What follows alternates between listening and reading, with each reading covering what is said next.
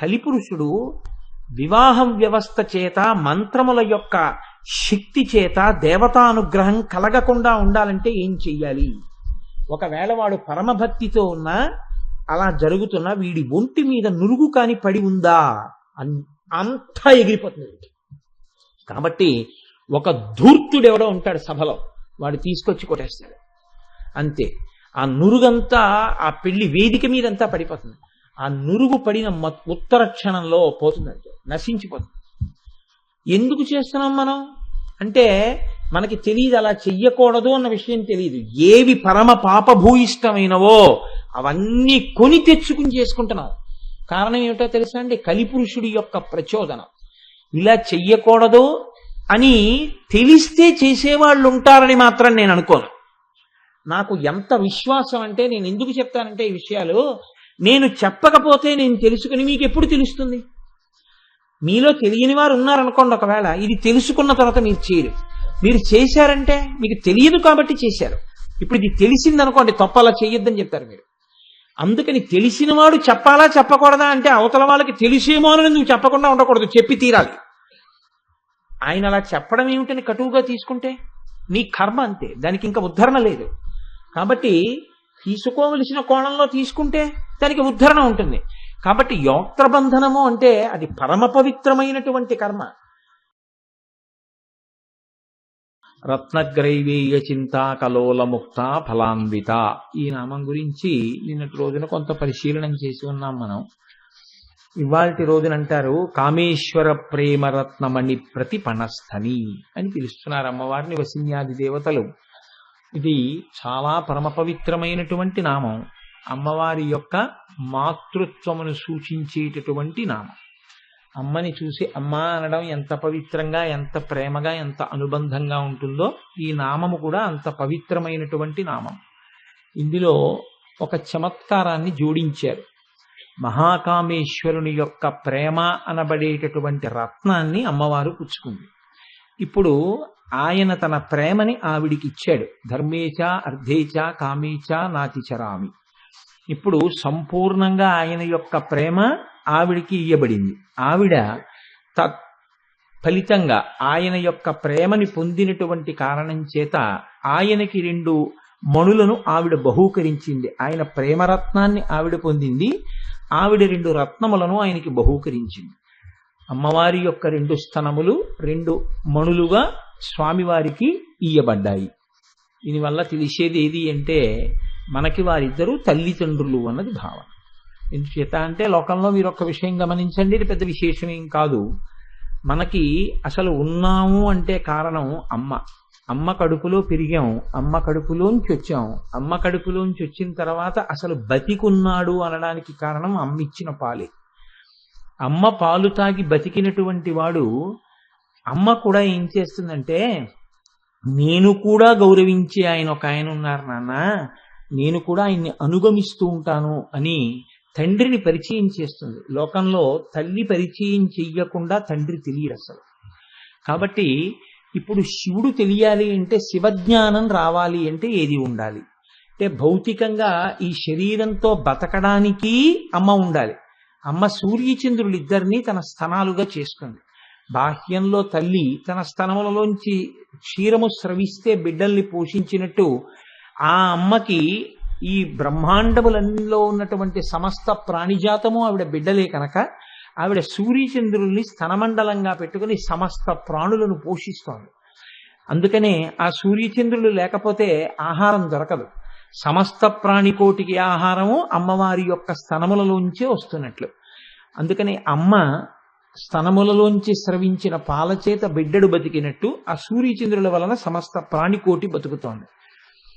అమ్మా అని ఏడిస్తే పిల్లవాడి పట్ల అమ్మ కరుణించినట్టే, అయ్యో నేను అసలు ఎవరు, నా యొక్క నిజస్వరూపమేమి అని ఏడిచినటువంటి వాడికి ఆవిడ జ్ఞానక్షీరమును పడుతోంది.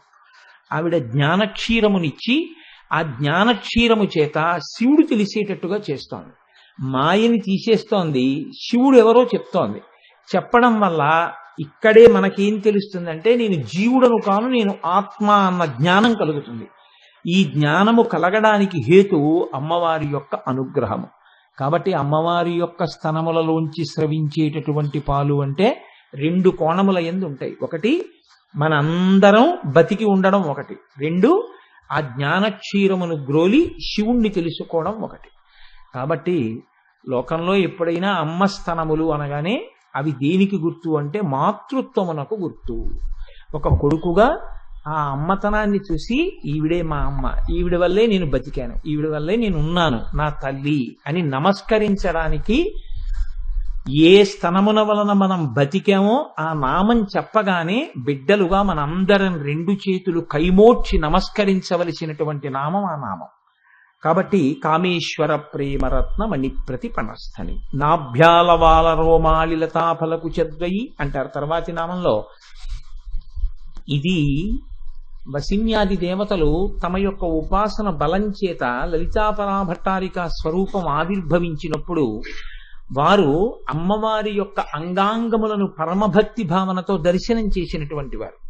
ఒక హనుమ రామచంద్రమూర్తి యొక్క అంగాంగములను సీతమ్మ దగ్గరికి వెళ్ళి ఎలా చెప్పగలిగారో అలా అంత ఉపాసన బలంతో కేశాది పాదాది పర్యంతము వారు వర్ణించగలుగుతున్నారు. ఇది వారి యొక్క ఉపాసన బలం. బిడ్డలుగా నిలబడి వారు ఆ దర్శనం చేశారు, ఆ అనుగ్రహాన్ని మనకి కృప చేశారు. వారంటారు అమ్మవారి బొడ్డు దగ్గర బయలుదేరినటువంటి ఆ నూగారు, ఆ సన్నని వెంట్రుకలతో కూడినటువంటి ఆ తీగవలె పైకి పాకినటువంటి నూగారు రెండు పళ్ళు ఫలిస్తే ఎలా ఉంటాయో ఆ తల్లి యొక్క స్తనములు అలా ఉన్నాయి నూగారుకి. నాభ్యాలవాల రోమాళిలతా ఫలకు చత్వయి లక్ష్యరోమ లతాధారత సమున్నేయ మధ్యమ. కొన్ని నామాలకి పెద్ద విశేష వ్యాఖ్యానం అక్కర్లేదు, అవి మాతృ చిహ్నములు అని గుర్తించి ఒక నమస్కారం చేయగలిగితే చాలు, వాటికి పెద్ద వ్యాఖ్యానాలు అవసరం ఏముండదు. లక్ష్యరోమ లతాధారత సమున్నేయ మధ్యమ అంటే అమ్మవారి యొక్క నడుము ఉందా లేదా అని అనుమానం వచ్చింది. వసిన్యాది దేవతలకి కూడా మిగిలినవన్నీ చెప్పగలుగుతున్నారు, కానీ ఒక్క నడుము ఉందా లేదా అని వాళ్ళకి అనుమానం వచ్చింది ఉపాసనలో అమ్మవారి వంక చూసినప్పుడు. అంటే అనుమానం రావలసినంత పరిస్థితి ఎందుకు వచ్చింది అంటే అంత సన్నటి నడుము, అంత సన్నటి నడుము ఉన్నటువంటి తల్లిగా మీరు ఎప్పుడైనా బాగా గండు కందిరీగలు ఉంటాయి ఎర్రటివి.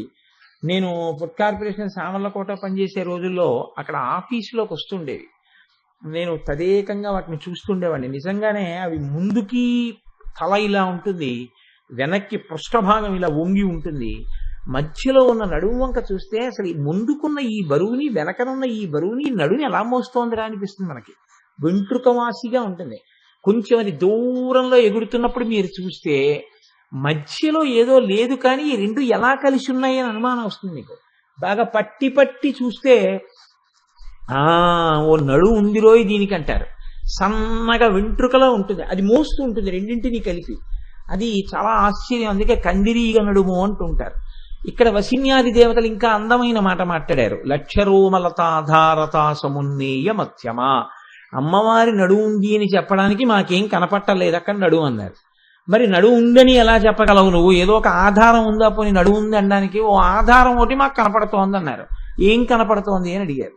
అడిగితే ఆమె నాభి నుంచి బయలుదేరినటువంటి నూగారు హృదయ మండలం వరకు వెళ్ళింది కాబట్టి మధ్యలో ఏదీ లేకపోతే ఆ నూగారు తెగిపోతుంది పైకి కిందకి. మధ్యలో ఏదో ఆలంబనం ఉంది కాబట్టి అది తిన్నగా పూర్తిగా పై వరకు వెళ్ళింది ఆ తీగ.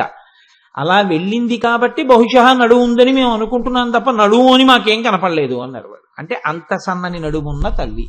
అయితే ఇక్కడ ఒక అనుమానం రావచ్చు, ఎందుకంటే ఇవి అని మీకు అనుమానం రావచ్చు. ఈ నామాలు ఇందులో ఉండేటటువంటి బీజాక్షర సమన్వయం వేరు, రెండు అందులో ఉండేటటువంటి చమత్కారం వేరు. ఇప్పుడు అమ్మవారి యొక్క స్తనముల గురించి మాట్లాడినప్పుడు అవి మీరు మాతృచిహ్నములుగా స్వీకరించిన నాడు మీకు ఎంతో ఆనందం కలుగుతుంది. నాకు అమ్మ లేకపోవడం ఏంటి, నాకు అమ్మ ఎప్పుడూ ఉంది, నాకు అమ్మ ఎప్పుడూ ఉంటుంది అని మీకు ఒక ధైర్యం కలుగుతుంది. నన్ను కన్న తల్లి ఇవాళ ఆ శరీరం నాకు లేకపోవచ్చు, కానీ నాకు ఎప్పుడూ ఒక ధైర్యం ఏంటంటే నాకు అమ్మ లేకపోవడం అన్నది లేదు, నాకు అమ్మ ఎప్పుడూ ఉంది అని నమ్మకం. నాకు అమ్మ ఉంది అని ఏమి నమ్మకం? నేను నా తల్లి స్తనముల వంక చూసినప్పుడు ఆ తల్లే నా తల్లి అని నమ్ముతాను. అప్పుడు ఏమిటి దోషం అందులో? నేను ఒక కొడుకుగా నిలబడి నమస్కరించడానికి అవి మాతృచిహ్నములు అవుతాయి. అలాగే అమ్మవారి నడుము అంత సన్నగా ఉంది అని చెప్పడం దేని కొరకు అంటే, ఎక్కడ సన్నటి నడుము కలిగినటువంటి స్త్రీ ఉంటుందో సాముద్రికంలో ఏమంటారంటే నడుము చాలా సన్నగా ఉన్నట్లయితే ఆమె ఎక్కువ మంది సంతానానికి క్లేశము లేకుండా జన్మను ఇయ్యగలదు. నడుము చాలా విశాలంగా ఉంటే, స్థూలంగా ఉంటే ఆమె కొంచెం ఇబ్బంది పడుతుంది, ఎక్కువ మంది సంతానాన్ని కనలేదు అని సాముద్రికంలో మాట చెప్తుంటారు. అంతకన్నా దాని లోతుగా నేనేం పరిశీలనం చేసే ఉద్దేశ్యంలో లేను. కాబట్టి ఇప్పుడు అమ్మవారి నడువంత సన్నగా ఉంది కాబట్టి ఆవిడ ఆ బ్రహ్మకీట జనని, ఇన్ని బ్రహ్మాండములలో ఇంతమంది పిల్లల్ని ఆ తల్లి కన్నది. కాబట్టి ఈ నామాన్ని కూడా జగన్మాత స్వరూపంగా మీరు అనుసంధానం చేసి నమస్కరించాలి. అరుణారుణ కౌసుంభ వస్త్రభాస్వత్ కటీతటి. ఇవాళ నామాలు కొంచెం వేగంగా అవుతున్నాయి డాక్టర్ గారు. అరుణారుణ కౌసుంభ వస్త్రభాస్వత్ కటీతటి అంటే ఒక్కొక్క నామం. ఈవిడ మా అమ్మగారండి అన్నప్పుడు ఇంకా అమ్మ గురించి స్తోత్రం అక్కర్లేదు. కొన్ని అంత అందంగా ఉంటాయి. ఈవిడ మా అమ్మ అనేటప్పటికీ నా యొక్క సమస్తమైన పూజ్య భావన అందులో నిలబడిపోతుంది. అంత పూజ్య భావనతో కూడుకున్న దానికి వ్యాఖ్యానం అక్కర్లేదు. నేను మా అమ్మ అంటే కోటేశ్వరారికి చాలా గౌరవం అని మీకు నమ్మకం ఉందనుకోండి, మా అమ్మగారి చేయి పట్టుకుని సభలోకి తీసుకొచ్చే అదృష్టం నాకు వచ్చే జన్మలోనైనా కలిగిందనుకోండి, కలిగితే నేను మా అమ్మ చేయి పట్టుకుని సభలోకి తీసుకొచ్చి ఓ కుర్చీలో మా అమ్మని కూర్చోబెట్టాను అనుకోండి, ఈవిడ కోటేశ్వరారు అమ్మగారు కాబట్టి మనం గౌరవంగా చూద్దామని మీకు ఎవరు చెప్పక్కర్లేదు. ఎందుకు చెప్పక్కర్లేదు అంటే కోటేశ్వరారు అమ్మ గురించి అలా మాట్లాడుతుంటారు కాబట్టి ఆయనకి బహుశా అమ్మ అన్న వస్తువు మీద చాలా గౌరవం ఉంటుంది. దానికి కోటేశ్వరారికి అమ్మ అంటే ఎంత గౌరవం ఉంది, ఏం చెప్పారు ఉపన్యాసాలు అవన్నీ మీరు తలుచుకోకర్లేదు. మా అమ్మని చూడగానే మీకు ఆ గౌరవం ప్రకటన అవుతుంది అంతే. ఈ నామాలు కూడా అంతే, అవి అమ్మతనానికి సంబంధించిన నామాలు. ఆ నామం చెప్పుకుని నమస్కారం చేస్తే చాలు, వాటికి వ్యాఖ్యానం అవసరం లేదు. ఎందుకు ఆ వ్యాఖ్యానం అనవసరం కదా, అందుకు చేయట్లేదు అంతే. కాబట్టి అరుణారుణ కౌసుంభ వస్త్రభాస్వత్ కటీతటి. కటి అంటే మొల. అమ్మ ఎర్రటి చీర కట్టుకుంది. ఎర్రటి చీర కట్టుకుంటే అరుణారుణ కౌసుంభ, కుంకుమ పువ్వు ఎలా ఉంటుందో అంత ఎర్రటి చీర కట్టుకున్నటువంటి కారణం చేత అసలే అమ్మ ఎరుపు, అమ్మ కట్టుకున్న చీర ఎరుపు. ఈ రెండిటి వలన అరుణారుణమైనటువంటి కాంతులు వెదజల్లబడుతున్నాయి. ఈ ఎర్రటి కాంతి ఎక్కడుందో మీకు నేను విజ్ఞాపన చేసి ఉన్నాను. తెలుపులోంచి మిగిలిన రంగులు విడిపడేది ముందు ఎరుపు విడిపడ్డాకే. రంగులన్నీ తెలుపులో కలిసిపోయేది ఆ ఎరుపు కలిసిపోయాకి. కాబట్టి ఎరుపు ముందు కలిస్తే వెనక రంగులన్నీ కలిసిపోతాయి, ఎరుపు ముందు విడితే తర్వాత రంగులన్నీ విడితాయి. పరబ్రహ్మం నుంచి జీవుడిగా అజ్ఞానం చేత విడిపోవడానికి కారణము, ఈ సృష్టి జరిగినటువంటి క్రమంలో మనం విడిపోవడానికి కారణము అమ్మ మాయా అనబడేటటువంటి తెర. అమ్మ పాదాలు పట్టుకుంటే మళ్ళీ ఆవిడే ఆ ఎరుపు, ఆ తెర ఎత్తేస్తే మళ్ళీ శివుడిలో కలిసిపోతాం, ఆ తెలుపులోకి. కాబట్టి ఆమె యొక్క పరమకారుణ్యము, ఆమె యొక్క సృష్టి, మనకిచ్చిన ఇంద్రియాలు, వేదం చెప్పిన భోగాలు మీరు అనుభవించండి అని పిల్లలకి అమ్మ సిద్ధం చేసినటువంటి ఈ ప్రపంచం, ఈ భోగస్థానములు, ఇవన్నీ కూడా అమ్మ యొక్క కారుణ్యమే. ఈ కారుణ్యము, ఈ ఆర్ద్రత, అమ్మ యొక్క ప్రేమ ఆవిష్కరింపబడితే అదే అమ్మ కట్టుకున్న ఎర్రటి బట్ట. దానికే అదేంటి, మనం ఆ బట్టని దర్శనం చేసినప్పుడు ఆ బట్టలో ఉన్న ఎర్రని కాంతిని చూసినప్పుడు అమ్మ ప్రేమ జ్ఞాపకానికి వస్తుంది. ఆ ఎరుపు కాంతిలో మీకు ఏది గోచరం అవుతూ ఉంటుంది అంటే అమ్మ యొక్క ప్రేమ ద్యోతకం అవుతుంది. మీకు చూడండి, నేను ఒక ఉదాహరణ చెప్తాను. ఎంతటి మొండివాడైనా కావచ్చు, ఎంతటి మూర్ఖుడైనా కావచ్చు, అమ్మ ప్రేమ జ్ఞాపకానికి వచ్చినప్పుడు మాత్రం కదిలిపోనటువంటి వాడు లోకంలో ఎక్కడా ఉండడు. నాకు తరచూ ఒక విషయం జ్ఞాపకానికి వస్తుంటుంది. నాకు ఒక స్నేహితుడు ఉండేవాడు. ఆయన ఒకసారి నన్ను ఏమని అడిగాడంటే, ఒక పని మీద వెళ్ళాలి, మీరు వస్తే ఆ పని అవుతుంది కోటేశ్వరారు, వాళ్ళకి అవతల వారికి మీరంటే చాలా గౌరవం, ఒక్కసారి మీరు నాతో రాగలరా అని అడిగాడు. అంటే తప్పకుండా వస్తానయ్యా, ఆ సంకల్పం చేసుకున్న పని చాలా మంచి పని, అది ఎవరిని మోసం చేసేదేం కాదు, నా వలన నీకు ఆ ప్రయోజనం కలుగుతుందంటే నేను కూడా వస్తాను. అంటే ఏమీ లేదండి, మీరు నాతో వస్తే, ఈయన కోటేశ్వరారి స్నేహితుడు అనగానే మీరు వచ్చారు అంటే వాళ్ళు పొంగిపోయి నాకు ఆ పని చేసి పెట్టేస్తారు అంతే. ఒక్కసారి నాతో రాగలరా? తప్పకుండా వస్తాను. మేము వెళ్ళిపోతుంటే అతను అన్నాడు, ఇదే మా ఇల్లు, ఒకసారి మా అమ్మగారిని చూసి ఎదురుగానే రండి అన్నాడు. ఆ మాటకి నేను కట్టుబడిపోయాను. అమ్మగారిని చూసి ఎదురుగానంటే సరిపదండి అన్నాడు. లోపలికి వెళ్ళాము. వెళ్ళిన తర్వాత ఈవిడే మా అమ్మగారు అన్నాడు. అమ్మ నమస్కారం అమ్మ. ఆవిడ ఇలా అనకుండా నమస్కారం బాబు అన్నారు. ఇలా అనాలని ఎక్కడుంది, నమస్కారం బాబు అన్నారు. చాలా సంతోషం అమ్మా, మిమ్మల్ని చూపిస్తానన్నాడు. అందుకని లోపలికి వచ్చాం. ఏమయ్యా బయలుదేరదామా అన్నాను. కాదు ఒక్క కప్పు కాఫీ తాగి వెళ్ళిపోదాం మా అమ్మ చేత్తో అన్నాడు. అమ్మ చేత్తో కాఫీ మళ్ళీ లొంగాను. సరే తాగుదాంలేండి కూర్చొని ఏదో పిచ్చాపాటి మాట్లాడుకుంటున్నాం. ఆవిడ ఏం చేశారంటే ఒక పళ్ళెంతోటి కాఫీ తీసుకొచ్చి ఇచ్చేశారు. మేము కాఫీ తాగేసి బయటకు వచ్చేస్తున్నాం. వచ్చేస్తుంటే అక్కడ ఆడుకుంటున్నటువంటి పిల్ల ఈ లోపలికి వెళ్ళినప్పుడు ఆవిడ అడిగారు, ఏరా అప్పుడే వచ్చేసామే అని అడిగారు పిల్లాన్ని, వాళ్ళ అబ్బాయిని. అడిగితే అతను అన్నాడు, అమ్మా చాలా ముఖ్యమైన పని ఒకటి ఉందమ్మా, ఆ పని మీద పెడుతున్నాను నేను, అందుకని ఇవాళ ఈయన్ని కూడా తీసుకొచ్చాను, ఒకసారి నిన్ను చూపిద్దామని తీసుకొచ్చానమ్మా. ఆవిడ అప్పుడప్పుడు నా ప్రసంగాలకు వచ్చేవారు. బాబు చాలా సంతోషమయ్యా నువ్వు కూడా వచ్చావు అని మాట్లాడారు. నాన్న నువ్వు చాలా ముఖ్యమైన పని మీద ఉన్నావా, అయితే ఇవాళ అందుకు వచ్చావా ముందు అన్నారు ఆవిడ. అవునమ్మా అన్నాడు అతను. అయితే నాన్న వెళ్ళిరా అన్నారు. కాఫీ ఇచ్చారు, తాగేశాం. మేము బయటకు వచ్చేసి స్కూటర్ ఎక్కబోతుంటే అక్కడ ఆడుకుంటున్న పిల్లలు పరిగెత్తుకొచ్చి అన్నారు, అంకుల్ అంకుల్ ఇవాళ మా అమ్మగారి వేలు ఏంటి తలుపులో పడిపోయింది చూశారా అన్నారు. అంటే అతను ఎవరి వేలు అన్నాడు. ఏంటి మీ మమ్మీదే అంకుల్, మా అమ్మగారిదేనో, ఇందాక వాచ్మెన్ వాళ్ళు కట్టారు అన్నాడు. ఇతను మళ్ళీ స్కూటర్ స్టాండ్ వేసి ఇద్దరం లోపలికి వెళ్ళాం. లోపలికి వెళ్ళి ఇతను, అమ్మ నీకు వేలు దెబ్బ తగిలింది కదా అని అడిగాడు. అడిగితే ఆవిడ వేలు చూపిస్తే నేను తెల్లపోయాను, పప్పు అయిపోయింది, వేలులో పడిపోయింది. ఆవిడ ఎవరితోనో మాట్లాడుతూ ఇలాగా వేలు తలుపులో పెట్టుకుని ఉన్నారట.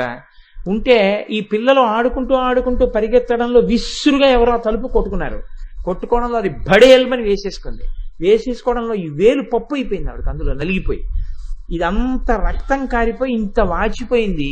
మా అబ్బాయి వస్తాడు, హాస్పిటల్కి వెళ్తాను, మా అబ్బాయి వస్తాడని కూర్చున్నారు. వాడు తొందరగా వచ్చాడు, మా స్నేహితుడు. ఒరే నాకు వేలు దెబ్బతిందిరా, అందుకని నన్ను హాస్పిటల్కి తీసుకెళ్ళమని ఆవిడ అడగలేదు. ఆవిడ వచ్చావా అన్నారు. కోటేశ్వరరావు వచ్చారు, చాలా సంతోషం నాయన అన్నారు. ఆయన కూడా వచ్చారు, కొంచెం కాఫీ పెట్టంటే ఆ తల్లి ఆ చేత్తో కాఫీ పెట్టారండి. కాఫీ పెట్టి ఇచ్చారు కొడుకు ప్రేమకి. ఇద్దరికీ కాఫీ ఇస్తే ఆవిడ చెప్పలేదు వేలు పప్పు అయిపోయిందని. నువ్వు ముఖ్యమైన పని మీద ఉన్నావా అని అడిగారు. అవునమ్మా ముఖ్యమైన పని మీదే, ఇవాళ ఈయన్ని కూడా తీసుకెళ్తున్నాను అన్నాడు. సరే వెళ్ళిరా నాన్న అన్నారు. ఈ పిల్లలు చెప్తే వెనక్కి వెళ్ళాడు. ఆ వేలు చూసి తెల్లబోతే నేనన్నా, దిక్కుమాల పని, ఇవాళ నువ్వు రావక్కర్లేదా అని చేయిస్తాను, ముందు మీ అమ్మగారిని హాస్పిటల్కి తీసుకెళ్ళవయా అంటే అతను పని చేయించేమనుకోండి, అది వేరు విషయం. అదే నేను చేయించింది ఉంది, ఆ జగదంబ అనుగ్రహం, నేను వెళ్ళాను, పాపం వాళ్ళు చేసి పెట్టేశారు, వేరు విషయం. ఆ వేలు కట్టించాడు. నాకు మీరు నమ్మండి నమ్మపోండి, ఒక వారం రోజులు నిద్రపట్టలేదు. అమ్మ అంటే ఇది కదా, అసలు అమ్మ అన్న మాట లోకంలో ఎంత గొప్పదిరా, ఇంకోళ్ళు ఎవరైనా అయితే ఆ స్థానంలో అలా ప్రవర్తించగలరా? ఆ అమ్మ ప్రేమ అటువంటిది. ప్రాణం పోయేటప్పుడు కూడా అమ్మ కోరే కోరిక ఏమిటంటే ఆ కొడుకు గుండెల మీద తలపెట్టుకుని వెళ్ళిపోతే చాలు. మరణ బాధ కూడా ఆవిడికి కొడుకు గుండెల మీద ఉండగా తగ్గిపోతుంది. అందుకే కొడుకు చేతిలో చచ్చిపోవడం, కాశీలో చచ్చిపోవడం అని ఎంత చిత్రంగా ఉంటుందంటే, వాళ్ళు ఆఖరణ కోరుకునేది జీవితాన్ని పండించుకున్న భర్తను అడగరండి. కడుపున పుట్టినటువంటి బిడ్డడి కోసం వెంపర్లాడిపోతారు. ఆ వెంపర్లాడిపోయి ఆ కొడుకు వస్తే వాడి తొడ మీద తలపెట్టుకునేటప్పటికి అంత మరణ బాధ కూడా మర్చిపోయి చాలా తేలిగ్గా ఊపిరి వదిలిపెట్టేస్తారు. ఆ కొడుకు వెళ్ళి అంత్యేష్టి సంస్కారం చేస్తే శరీరాన్ని వదిలిపెట్టేస్తారు. ఆ కొడుకు కొడుకు కొడుకు కడుపున పుట్టిన వాళ్ళంటే అంత పిచ్చి ప్రేమ. ఒక తల్లి లోకంలో అమ్మ అంటే అంత ప్రేమ. ఆ ప్రేమని నువ్వు ఏది పెట్టి కొలవలేవు, అవధి లేదు. అమ్మ ప్రేమని కొలవగలిగినటువంటి వాడు ఈ సృష్టిలో పుట్టలేడు. అది హద్దుండదు ఆ ప్రేమకి, ఏ త్యాగమైనా చేసేస్తున్నాడు అమ్మ. ఇంత ప్రేమ కలిగినటువంటి అమ్మ ఏమని నీకు నేను చెప్పగలను అమ్మ కాంతిని. కాబట్టి వసిన్యాది దేవతలు ఎంచుకున్న మార్గం ఏమిటంటే అమ్మ కట్టుకున్న చీర కాంతులతో చెప్తున్నారు. అరుణారుణ కౌసుంభ వస్త్ర భాస్వత్ కటీ తటీ. తటీ అంటే అదో గమ్మత్తు. ఆ ఆంబ్రీడితంలో ఒడ్డున ఉన్నటువంటి చెట్టులా ఆ తల్లి ఎన్ని మాటలు వంగిందో నీకోసం, ఆ నడుము అరిగిపోయింది నీకోసం వంగడంలో. ఆ నడుముకి కట్టిన బట్ట, ఆ చీరలోంచి వస్తున్నటువంటి కాంతులు ఈ లోకం మీద ఆ తల్లికి ఉన్నటువంటి అవ్యాజమైన ప్రేమ. ఈ ఇంద్రియాలు ఇస్తే ఒక్కసారి ఆ జగదంబని దర్శనం చేద్దాం తనివి తీరా అన్నవాడు లేకపోవచ్చు, కానీ కంటికి వెలుతురు ఆవిడ అలాగే ఉంచింది. ఆవిడికి వెళ్ళి ఏ సేవ చేసి ఉండకపోవచ్చు, కానీ ఆవిడ శరీరములకు తుష్టిని పుష్టిని శక్తిని ఇస్తూనే ఉంది. మనం లోకల్లో ఉన్న పదార్థాలన్నింటినీ అనుభవించేస్తున్నాం. అమ్మకి నైవేద్యం పెట్టామో లేదో మనకు తెలియదు, కానీ అమ్మ మాత్రం మనకి ఆ శక్తిని అలాగే ఉంచుతోంది. నేను సభాముఖంగా అనొచ్చో అనకూడదో కానీ అమ్మవారి ఇచ్చినటువంటి తేజస్సుని చాలా దారుణంగా మనం వ్యయం చెయ్యొచ్చు, కానీ ఆవిడ నింపుతూనే ఉంది తేజస్సుని. ఇంత చేస్తున్న అమ్మ యొక్క వాత్సల్యము లేకపోతే, ఆవిడ కారుణ్యము లేకపోతే, నిజంగా నువ్వు ఆవిడిచ్చిన శక్తినికి చేస్తున్న వ్యయాన్ని ఆవిడికి లెక్క చెప్పవలసి వస్తే, ఈ తప్పుడు లెక్కలకు ఆవిడ కానీ నిన్ను నిలదీస్తే ఎవడికీ జీవితంలో శక్తి అన్నది ఉండదు. అయినా ఉంటోంది శక్తి అంటే ఆ తల్లి యొక్క అనురాగం, ఆ తల్లి యొక్క ప్రేమ. బిడ్డలు వీళ్ళు కాకపోతే ఎవరు చేస్తారులే తప్పు, దిద్దుదామని ఆవిడ చూస్తూనే ఉంది. ఆ హద్దులేని ప్రేమ ఉందే, అది అరుణారుణ కౌసుంభ వస్త్ర భాస్వత్ కటీతటి. అందుకే ఉత్తర రామచరిత్రంలో ఒక అద్భుతమైన మాట చెప్తారు. సీతమ్మ తల్లిని ఒక ఋషిపత్ని కలుసుకుంది. ఆవిడెవరు? ఏ సామాన్యమైనటువంటి ఆవిడ కాదు, వశిష్ఠుని భార్య అయినటువంటి అరుంధతీదేవి. అరుంధతీదేవి కలుసుకున్నప్పుడు ఆవిడని ప్రియమార సమాచారం అడిగి సీతమ్మకి నమస్కారం చేసింది. చేస్తే సీతమ్మంది ఆవిడ నరుడి భార్యగా ఉంది. ఆవిడంది, అమ్మ మీరు పెద్దవారు, మీరు వశిష్ఠుడి ఇల్లాలు అరుంధతి, మీరు నాకు నమస్కారం చేయడం ఏమిటమ్మా అని అడిగింది. అడిగితే ఆవిడంది, నమస్కారమునకు యోగ్యత దేని వలన వస్తుందో తెలుసా? వయస్సు వలన రాదు, లేకపోతే సాధించిన విజయముల వలన రాదు, కూడపెట్టుకున్న ధనం వల్ల రాదు, చదువుకున్న పుస్తకాల వల్ల రాదు, చేసిన పూజల వల్ల రాదు. నీ నడువడి ఎలా ఉంది అన్నదాన్ని బట్టి నీకు పూజనీయత వస్తుంది. నీ యొక్క ప్రవర్తన ఎలా ఉంటుందన్న దాన్ని బట్టి నిన్ను పూజించవలసి ఉంటుంది. నీ చారిత్రమును దృష్టిలో పెట్టుకుని నిన్ను గౌరవించవలసి ఉంటుంది. అలా చూసినప్పుడు నీకన్నా చారిత్రమున్న తల్లి ఈ లోకంలో ఎవరుందమ్మా? ఇన్నిటిని విడిచిపెట్టి భర్త కోసం అరణ్యవాసానికి వచ్చావు. ఒక్కనాడు ఎందుకు అలా చేశారండి అన్న మీ నాన్నగారి మాట వినకపోతే కొంపలు అడిపోయాయి అని ఒక్కనాడు అనలేదు. తల్లి నీ వంటిది నమస్కార యోగ్యతని పొంది ఉండకపోతే ఇంకెవరు పొందుతారమ్మా, అందుకు నమస్కరించాను అంది. కాబట్టి మీరు చూడండి, వాత్సల్యము, ఆ కాంతి, ఇంతటి మహాపతివ్రత అయినటువంటి సీతమ్మని అపహరించి పట్టుకెళ్లి రావణాసురుడు శిశుపావృక్షం కింద కూర్చోపెట్టి అనరాని మాటలంటున్నా ఆ తల్లి పరిస్థితి ఏమిటో ఒక్క మాటలో చెప్పారు వాల్మీకి మహర్షి. శుచిస్మిత, శుద్ధమైన నవ్వు నవ్వింది. ఆ నవ్వులో కోపం కాని, ఆ నవ్వులో అవహేళన కాని ఏమీ లేవు. అయ్యయ్యో పిల్లాడు దారి తప్పిపోయాడే, వీడు బాగుపడతాడా, వీడు ఎప్పటికైనా ఈ మాట తీరు మార్చుకుంటాడా, వీడి మాటకి మర్యాద వస్తుందా, ఏది మాట్లాడాలో ఏది మాట్లాడకూడదో వీడికి ఎప్పటికైనా తెలుస్తుందా అన్న బెంగతో నవ్వింది. కాబట్టి ఆవిడ శుచిస్మిత. ఎక్కడ ఉన్నా తల్లి ఏ రూపంలో ఉన్నా, ఏ అవతారంలో ఉన్నా, ఆఖరికి మనింట్లో అమ్మగా ఉన్నా, పక్కింట్లో అమ్మగా ఉన్నా, ఆ అమ్మతనం యొక్క ప్రేమ అంతే. ఆ ప్రేమకి అవధి అన్నది ఉండదు లోకంలో. కాబట్టి అరుణారుణ కౌసుంభ వస్త్ర భాస్వత్ కటీతటి. ఇప్పుడు అంటారు రత్నకింకిణికారమ్య రచనా దామభూషిత. లోకంలో ఆడవారు మొలకి ఒక ఆభరణాన్ని పెట్టుకుంటారు. అంటే అన్ని వేళలా మరి పెట్టుకుంటున్నారా అండి? మగవాళ్ళంటే ఏదో ఒక బెల్ట్ పెట్టుకుంటారు, లేకపోతే ఒక మొలత్రాడు కట్టుకుంటారు, ఏదో ఉంటాయి. లేకపోతే బ్రహ్మచారిగా ఉన్నప్పుడు ఉపనయనం చేసినప్పుడు మొలకి దర్భతోటో లేకపోతే జింక చర్మంతోటో కడుతూ ఉంటారు కదా. మరి ఆడవారికి ప్రకటముగా అటువంటి ఆభరణములు ఉంటాయా అంటే, ఇప్పుడంటే మారిపోయినటువంటి లోక పరిస్థితుల రీత్యా మనం పెట్టుకోవట్లేదు, కానీ ఉన్నా పెట్టుకోవడానికి భయపడుతున్నారు. కానీ యథార్థమునకు ప్రతి స్త్రీ కూడా ఒక ఆభరణాన్ని నడువుకి పెట్టుకుంటుంది. దాన్ని వడ్డాణము అని పిలుస్తారు.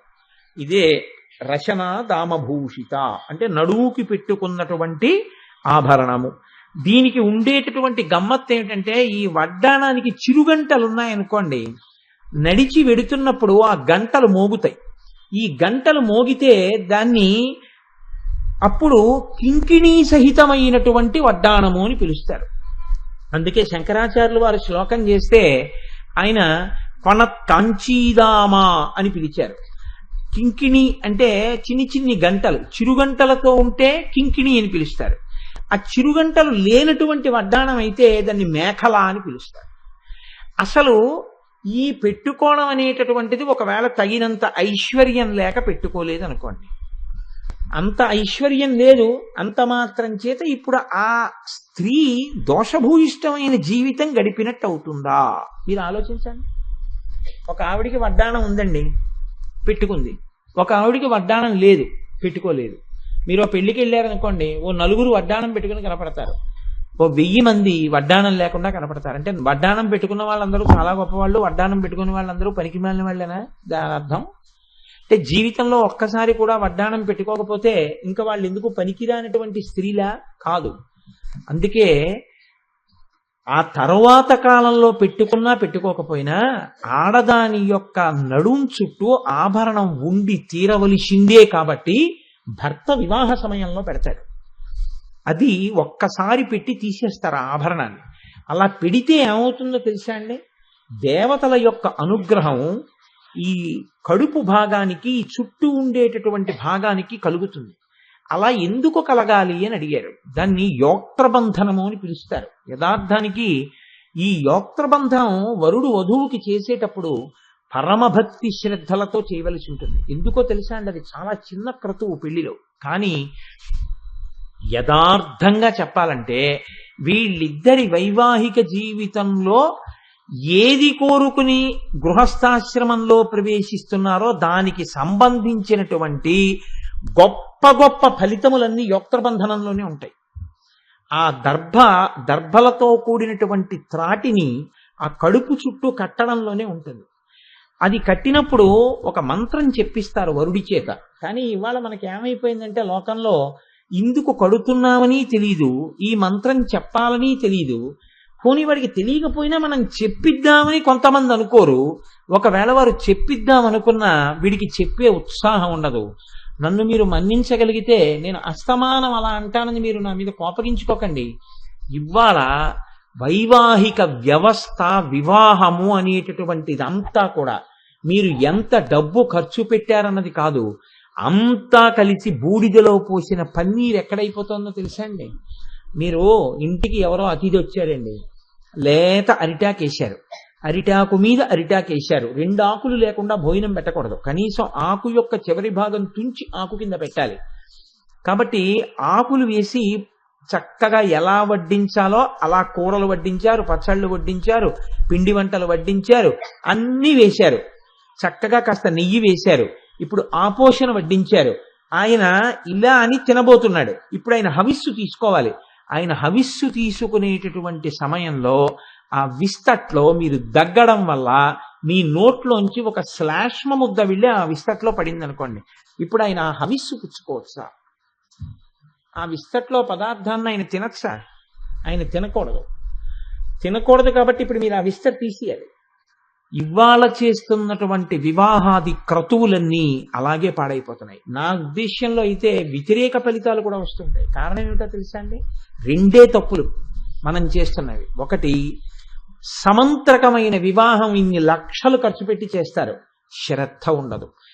కారణం ఏమిటంటే మొత్తం మన అటెన్షన్ అంతా ఎటు ఉంటుందంటే కేవలం వీడియో. మనం పెట్టుకున్న వీడియో కోసం మనం నాశనం చేసేసుకుంటున్నాం మన వ్యవస్థని. వాళ్ళు కూడా అలాగే ఉంటున్నారు. వాళ్ళ తప్పనడానికి కూడా లేదు. వాడు ఎంత బాగా తీస్తేనే వాడికి మీకు డబ్బులు ఇస్తారు. కాబట్టి జీలకర్ర బెల్లం పెట్టుకుంటుంటే కనుబొమ్మల వంక చూసేవాళ్ళు లేరు. భూమధ్యంలో ఇలా మెడ తిప్పి ఉండాలి. తలంబ్రాలు పోసుకుంటే మెడ తిప్పాలి. ముక్కు మొహం తెలియనటువంటి పిల్లలు వెర్రికేకలేస్తుంటే తలంబ్రాలు పోసుకోవాలి. కొన్ని పెళ్లిళ్ళు చూస్తుంటే జాలేస్తుంది నిజంగా. తెలుసున్నటువంటి పెద్దలు ఏమీ అనలేక ఏమంటామండి మగ పెళ్లి వారు అని. కొన్ని పెళ్లిళ్ళు చూస్తేనండి నవ్వాలో ఏడవాలో తెలియట్లేదు. తోట చదువుకున్నటువంటి పిల్లలు వచ్చి అల్లరి చేశారంటే అర్థం ఉండండి. 60 ఏళ్ళు 70 ఏళ్ళు వచ్చి జుట్టు నిరిసిపోయి కాటికి కాళ్ళు జాపుకున్న వృద్ధులు బయట బ్యాండ్ వాయిస్తుంటే డాన్సులు చేస్తున్నారు పెళ్లిళ్ళలో. ఏమిటండి అది? సభ్యత, సంస్కారం, పెద్దరికం ఏమిటి? ఏడ్చింది నీ ముఖానికి. అంటే పిల్లల్లా నువ్వు బయట నిలబడి డాన్సులు చేయడం ఏమిటి? కోట్లు విప్పుకుని డాన్సులు. అక్కడి నుంచి అన్నిటికన్నా దారుణమైంది ఏమిటో తెలుసా అండి? నురుగు యందు 4వ వంతు బ్రహ్మహత్యా పాతకం ఉంటుంది. నురుగు కాని తగిలిందనుకోండి వెంటనే బ్రహ్మహత్యా పాతకం అంటుకుంటుంది. అందుకే ఏటికి కొత్త నీరు వస్తే స్నానం చేయొద్దంటారు. శ్రావణ మాసంలో ఏ నదికి వెళ్ళి స్నానం చెయ్యొద్దని శాస్త్రంలో నిషేధం. మీరు శ్రావణ మాసంలో వెళ్ళి పుణ్యనదీ స్నానం అని గోదావరిలో స్నానం చేశారనుకోండి, మీ ఖాతాలో పాపం వేస్తారు. పుణ్యం వేరు నదీ స్నానం. నాతో మనం ఎప్పుడో ఎవరో శ్రావణ మాసంలో ఎక్కడికో వెడదామంటే శ్రావణ మాసంలో నదీ స్నానం ఏమిటండి, చేయకూడదన్నాను నేను. నదీ స్నాన శ్రావణ మాసంలో కొత్త నీరు వస్తుంది, కొత్త నీటి మీద నురుగు ఉంటుంది. మీరు ములిగినప్పుడు ఆ నురుగు తగిలింది అనుకోండి, అంతే, మీకు వెంటనే బ్రహ్మహత్యాపాతక దోషం వేస్తారు, పావు వంతు. అది పట్టుకు పీడిస్తుంది. కాబట్టి శ్రావణ మాసంలో నదీ స్నానం చేయొచ్చా అంటే చేయకూడదు. నురుగు అంత పాపభూయిష్టం అయ్యి ఉంటే పరమ పవిత్రంగా జీలకర్ర బెల్లానికి మంగళసూత్రానికి నువ్వేవో డబ్బాలు తెచ్చి ఇలా ఇలా అని అదంతా నురుగు వచ్చేటట్టుగా చేసి అదంతా చుట్టుపక్కల ఉన్న వాళ్ళందరి మీద పడేటట్టుగా ప్రవర్తిస్తున్నావంటే, పూర్వం యజ్ఞం జరుగుతుంటే అందులోకి కుక్క మాంసం తెచ్చి వేస్తుండేవారు యజ్ఞభంగం చేయడానికి. కలిపురుషుడు వివాహం వ్యవస్థ చేత, మంత్రముల యొక్క శక్తి చేత దేవతానుగ్రహం కలగకుండా ఉండాలంటే ఏం చెయ్యాలి? ఒకవేళ వాడు పరమభక్తితో ఉన్నా అలా జరుగుతున్నా వీడి ఒంటి మీద నురుగు కాని పడి ఉందా అంతా ఎగిరిపోతుంది. కాబట్టి ఒక ధూర్తుడు ఎవడో ఉంటాడు సభలో, వాడు తీసుకొచ్చి కొట్టేస్తాడు అంతే. ఆ నురుగంతా ఆ పెళ్లి వేదిక మీదంతా పడిపోతుంది. ఆ నురుగు పడిన ఉత్తర క్షణంలో పోతుందంటే నశించిపోతుంది. ఎందుకు చేస్తున్నాం మనం అంటే మనకి తెలియదు, అలా చెయ్యకూడదు అన్న విషయం తెలియదు. ఏవి పరమ పాపభూయిష్టమైనవో అవన్నీ కొని తెచ్చుకుని చేసుకుంటున్నాం. కారణం ఏమిటో తెలుసా అండి? కలిపురుషుడి యొక్క ప్రచోదనం. ఇలా చెయ్యకూడదు అని తెలిస్తే చేసేవాళ్ళు ఉంటారని మాత్రం నేను అనుకోను. నాకు ఎంత విశ్వాసం అంటే, నేను ఎందుకు చెప్తానంటే ఈ విషయాలు, నేను చెప్పకపోతే నేను తెలుసుకుని మీకు ఎప్పుడు తెలుస్తుంది? మీలో తెలియని వారు ఉన్నారనుకోండి, ఒకవేళ ఇది తెలుసుకున్న తర్వాత మీరు చేయరు. మీరు చేశారంటే మీకు తెలియదు కాబట్టి చేశారు. ఇప్పుడు ఇది తెలిసిందనుకోండి, తప్పలా చేయొద్దని చెప్తారు మీరు. అందుకని తెలిసిన వాడు చెప్పాలా చెప్పకూడదా అంటే, అవతల వాళ్ళకి తెలిసేమో అని నువ్వు చెప్పకుండా ఉండకూడదు, చెప్పి తీరాలి. ఆయన అలా చెప్పడం ఏమిటని కటువుగా తీసుకుంటే నీ కర్మ అంతే, దానికి ఇంకా ఉద్ధరణ లేదు. కాబట్టి తీసుకోవలసిన కోణంలో తీసుకుంటే దానికి ఉద్ధరణ ఉంటుంది. కాబట్టి యోక్త్రబంధనము అంటే అది పరమ పవిత్రమైనటువంటి కర్మ. మీరు చూడండి, ఒక పురుషుడి యొక్క జీవితం అంతా దేని మీద ఆధారపడి ఉంటుందో తెలుసా అండి? వాడి యొక్క అభివృద్ధి అంతా భార్య మీదే ఆధారపడుతుంది. ఎందుకు నేను ఈ మాట అంటున్నానంటే, ఇవాళ వాడు ఐశ్వర్యవంతుడు కావచ్చు, వాడు చాలా ఐశ్వర్యవంతుడిగా ఉన్నాడు అంటే గుర్తు ఏమిటో తెలుసా అండి? గత జన్మలలో చేసుకున్న పుణ్యం అంతా అయిపోతోంది కాబట్టి పట్టినదల్లా బంగారం అయిపోతుంటుంది. ఇప్పుడు అయిపోతోంది బంగారం కింద వచ్చేస్తోంది. ఎవరు పనిచేసుకుంటున్నారు ఇదంతాను? భార్య బిడ్డలు పనిచేసుకుంటారు సుఖరూపంలో. తన శరీరం ఉండదు, వెళ్ళిపోతుంది. వెళ్ళిపోయిన తర్వాత ఈ మిగిలింది ఎవరు పనిచేసుకుంటారు? వాళ్ళందరూ పనిచేసుకుంటారు. కానీ ఉత్తర జన్మలకి కావలసినటువంటి ఫలితం ఒకటి ఉంటుంది, గొప్ప ఫలితం. అది చాలా గొప్ప ఫలితం. ఒక యజ్ఞం చెయ్యాలి, ఒక యాగం చెయ్యాలి. ఇప్పుడు తను యజ్ఞం చెయ్యాలన్నా, తను యాగం చెయ్యాలన్నా పక్కన ఎవరు కూర్చోవాలి? భార్య కూర్చోవాలి. ఆవిడ నేను కూర్చోనండి. జన్మ నష్టం కుభార్యయా అన్నాడు అందుకే వ్యాసుడు. భార్య సరైంది కాకపోతే ఒక జన్మంతా పోయింది నీకన్నాడు. కాబట్టి కుభోజనేన దివస, భోజనం సరి అయింది కానీ చేయకపోతే ఆ రోజు పోతుంది. నీ ఇష్టం వచ్చినట్టు రజోగుణ తమోగుణ ప్రకోపం కలిగినటువంటి పదార్థాన్ని ఎక్కడికో వెళ్ళి తినేశారనుకోండి, సంధ్యావందనంలో గాయత్రి చేసేటప్పుడు మనసు నిలబడదు, పోయిందంటే ఆ రోజు అది జీర్ణం అయిపోయి మళ్ళీ నశించాలంటే మరునాటి సూర్యోదయం అవ్వాలి. కాబట్టి కుభోజనేన దివస కుమిత్రేణ సుఖం కుత. మిత్రుడు దుష్టుడయ్యాడు అనుకోండి, అసలు సుఖం ఉండదు జీవితంలో. పుత్రుడు దుష్టుడయ్యాడు అనుకోండి, 7 తరాలు పాడైపోతాయి. వీడి వల్ల పుణ్యం చేసిన వాళ్ళు కూడా కింద పడిపోతారు. ఒకదానికన్నా ఒకటి ప్రమాదం. కాబట్టి భార్య సరి అయింది అయితేనే భార్య మనసు మంచిదవ్వాలి. భార్యకి గర్భమునందు దోషం ఉందనుకోండి, బిడ్డలు కలగకపోతే పుత్రుడికి పితృరుణం ఎక్కడి నుంచి తీరుతుంది? ఆమెకి మాత్రం ఈయనకి భార్యగా ఉండి ఏమిటి నేను సాధించి పెట్టాను అని మనసు బాధపడుతూనే ఉంటుందా, ఉండదా? కాబట్టి వంశోద్ధరణం ఎక్కడుంది? ఇన్ని జరగాలంటే ఎందుకు అసలు వివాహం చేసుకుంటున్నారో ఆ ఫలితాన్ని ఇప్పించమని అడుగుతాడు. అమృతం తగిలింది కాబట్టి ఆ దర్భలతో పేనినటువంటి యోక్త్రమును తీసుకొచ్చి ఆ కడుపు చుట్టూ కడతాడు ఒకసారి బిగించి. ఆ కట్టేటప్పుడు అది కేవలం ఏమన్నా మళ్ళీ ఓసారి అప్పుడు తెలియలేదు ఇప్పుడు ఇంకోసారి ఇంటికి వెళ్ళి కడతానంటే కుదరదు ఇక. సమంత్రకంగా అప్పుడే కట్టాలంతే ఆ సమయంలో.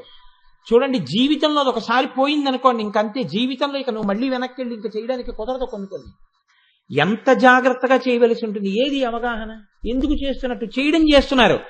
యోక్త్రబంధనం చేయట్లేదా, చేస్తాడు. ఓ వెర్రి, ఎందుకు చేస్తాడు? అన్నిటికీ ఫోటోలే. యోక్త్రబంధనం చేస్తుంటే ఓ 30 మంది ఫోటోలు తీస్తుంటారు. ప్రతి పనికి మాలిన వాడు సెల్లట్టుకుని ఫోటోలే. పక్క ఆయన మంత్రం చెప్తుంటే ఈయనకి ఆ మంత్రాన్ని ఉచ్చరించడానికి అవకాశం ఇది. ఈయన ఏమంటాడు మంత్రాన్ని? ఏమండవు.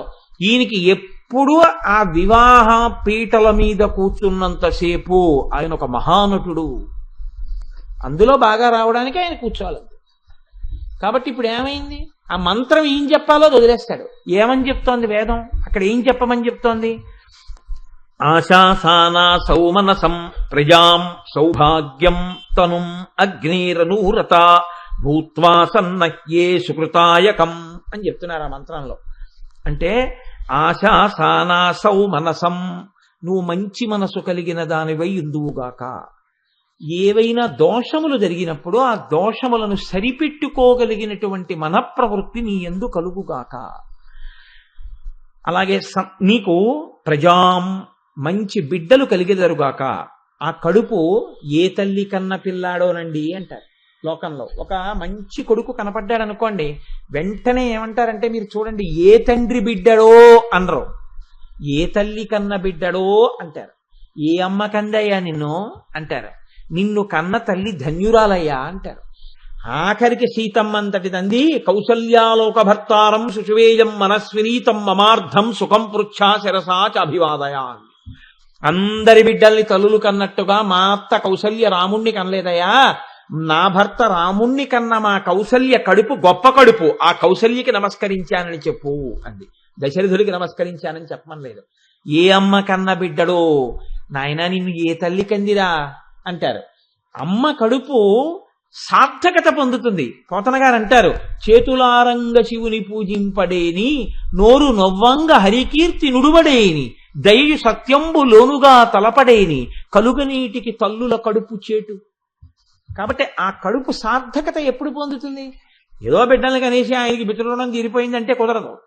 ఆ పిల్లవాడు సరి అయిన వాడు కావాలి. సరి అయిన వాడు కావాలంటే ఆ గర్భమునకు దోషం ఏదైనా ఉంటే, ఒక కుచ్చితుడు ఆ గర్భమునందు వాసము చేయుగాక అన్న దోషం ఉంటే ఆ దోషం విరిగిపోవాలి. ఆ కడుపులోకి వెళ్ళినందుకు వాడు సజ్జనుడైపోవాలంతే. నాకున్ వెడుక పుట్టు నీసుతుడనై నర్తించి వర్తింపగా అంటారు శ్రీ మహావిష్ణువు. నీ కడుపులో పెరగాలని కోరికగా ఉందమ్మా అన్నాడు శ్రీమన్నారాయణుడు అంతటి వాడు అదితిని. ఆ కడుపుకి అటువంటి ఫలితం కలగాలి. ఆ కడుపు తలుచుకోబడాలి కొన్ని తరాల పాటు. నీకు ఇటువంటి వైభోగం కలగాలి. నీ యొక్క గర్భము అటువంటి స్థితిని పొందాలి. కాబట్టి ఇప్పుడు ఆయన అంటున్నాడు, ప్రజాం, నీకు అటువంటి బిడ్డలు కలుగుగాక. సౌభాగ్యం, నీవు ఎన్నడూ ఆ కడుపు మీద బాదుకుని కాని, గుండెల మీద బాదుకుని కాని, పొట్ట నేలకి పొర్లేటట్టుగా కాని ఏడవకుండా ఉందువుగాక. అంటే నీ సౌభాగ్యమునకు కాని నీ బిడ్డలకు కాని ఎన్నడూ ప్రమాదము రాకుండుగాక. నీ సౌభాగ్యము చిరకాలము నిలబడుగాక. ఆడది ఏం కోరుకోవాలో అవన్నీ యోక్త్రబంధనం చేసినప్పుడు అడుగుతాడు పురుషుడు. ఎవరిని అడుగుతున్నాడు? దేవతలందరినీ పిలిచి అడుగుతాడు.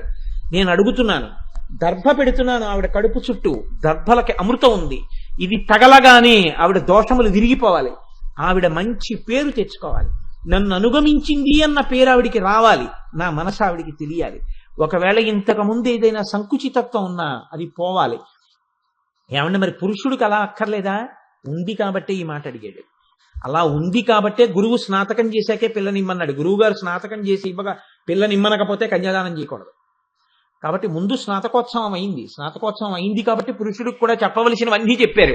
చెప్పిన తర్వాతే పెళ్లిపేట్ల మీదకి తీసుకొచ్చారు. అప్పటి వరకు అసలు స్నాతకం అయితే తప్ప పెళ్లిపేట్ల మీదకి తీసుకురారు. కాబట్టి ఇప్పుడు అడుగుతున్నాడు పెళ్లి కొడుకు, సౌభాగ్యం తను. ఎంత గొప్ప గొప్ప మాటలు మాట్లాడారండి. ఒక పరమ యథార్థం ఒకటి ఉంది లోకంలో. భార్యని ఏ అందం చూసి పురుషుడు స్వీకరించాడో ఆ అందము, ఆయన కన్నులకు అందముగా అనిపించిన అందము అలాగే ఉండాలి ఆ ఆకర్షణగా ఆయనకి. తప్ప అది ఏ కారణము చేత వైక్లభ్యమును పొందకుండుగాక. పెళ్ళైనటువంటి 3 ఏళ్లకి ఒక అందమైన తల్లికి ఆయన భర్త దృష్టిలో, నేను లౌకికంగా నా దృష్టిలో ఇంకోళ్ళ దృష్టిలో చెప్పట్లా, ఆవిడ అందంగా ఉండవలసింది ఆయన భర్తకి. నీకెందుకు ఇంకో ఆడదాని అందం గురించి? నీకున్నది ఒక్కటే, జగన్మాత. ఏ స్త్రీ నీకు కనపడ్డా ఆవిడ జగన్మాత. జగన్మాత నీకైనప్పుడు తల్లి అందం నువ్వు ఎంచుతావా? నీకు అనవసరం, ఆవిడ తల్లి నీకంతే. అమ్మా అంతే. నీవు అందమన్న మాట నీవు పరిశీలనం చెయ్యవలసింది, నీకు ఆకర్షణ అన్న మాట నిలబడవలసింది ఒక్క నీ భార్య విషయంలో మాత్రమే. ఇక ఏ స్త్రీ విషయంలో నీకు ఆ సంబంధం లేదు. వాళ్ళందరూ నీకు తల్లులే, నీ తోబుట్టువులే. కాబట్టి వాళ్ళందంతో నీకేం పని? వాళ్ళందరూ నీకు అందగత్తెలే. ఏ కారణంగా? అమ్మగా. అమ్మకి అందం ఏంటి? అమ్మతనమే అందం, అంతే. నీకు వాళ్ళందరూ అమ్మలు, అందుకే వాళ్ళు అందగత్తెలు. కానీ పురుషుడికి మాత్రం భర్తకి భార్య అందంగానే ఉండాలి ఎప్పటికీ. ఎప్పటికంటే ఆ మనస్సు చూరగొనాలి. కాబట్టి ఒక్క 4 ఏళ్ళు అయ్యేటప్పటికి ఆవిడికి ఒంటి నిండా బొల్లు వచ్చేసింది అనుకోండి, ఎలా? అందుకే 2 శుద్ధులు చేస్తారు. అమ్మా నువ్వు అలా బాధపడకుండా ఉండుగాక అని కాడి పెట్టి, కాడి మించి కన్నంలోంచి ఛిద్రాభిషేకం అని చెప్పి నీళ్లు మెడ మీద పడేటట్టుగా అభిషేకం చేస్తారు.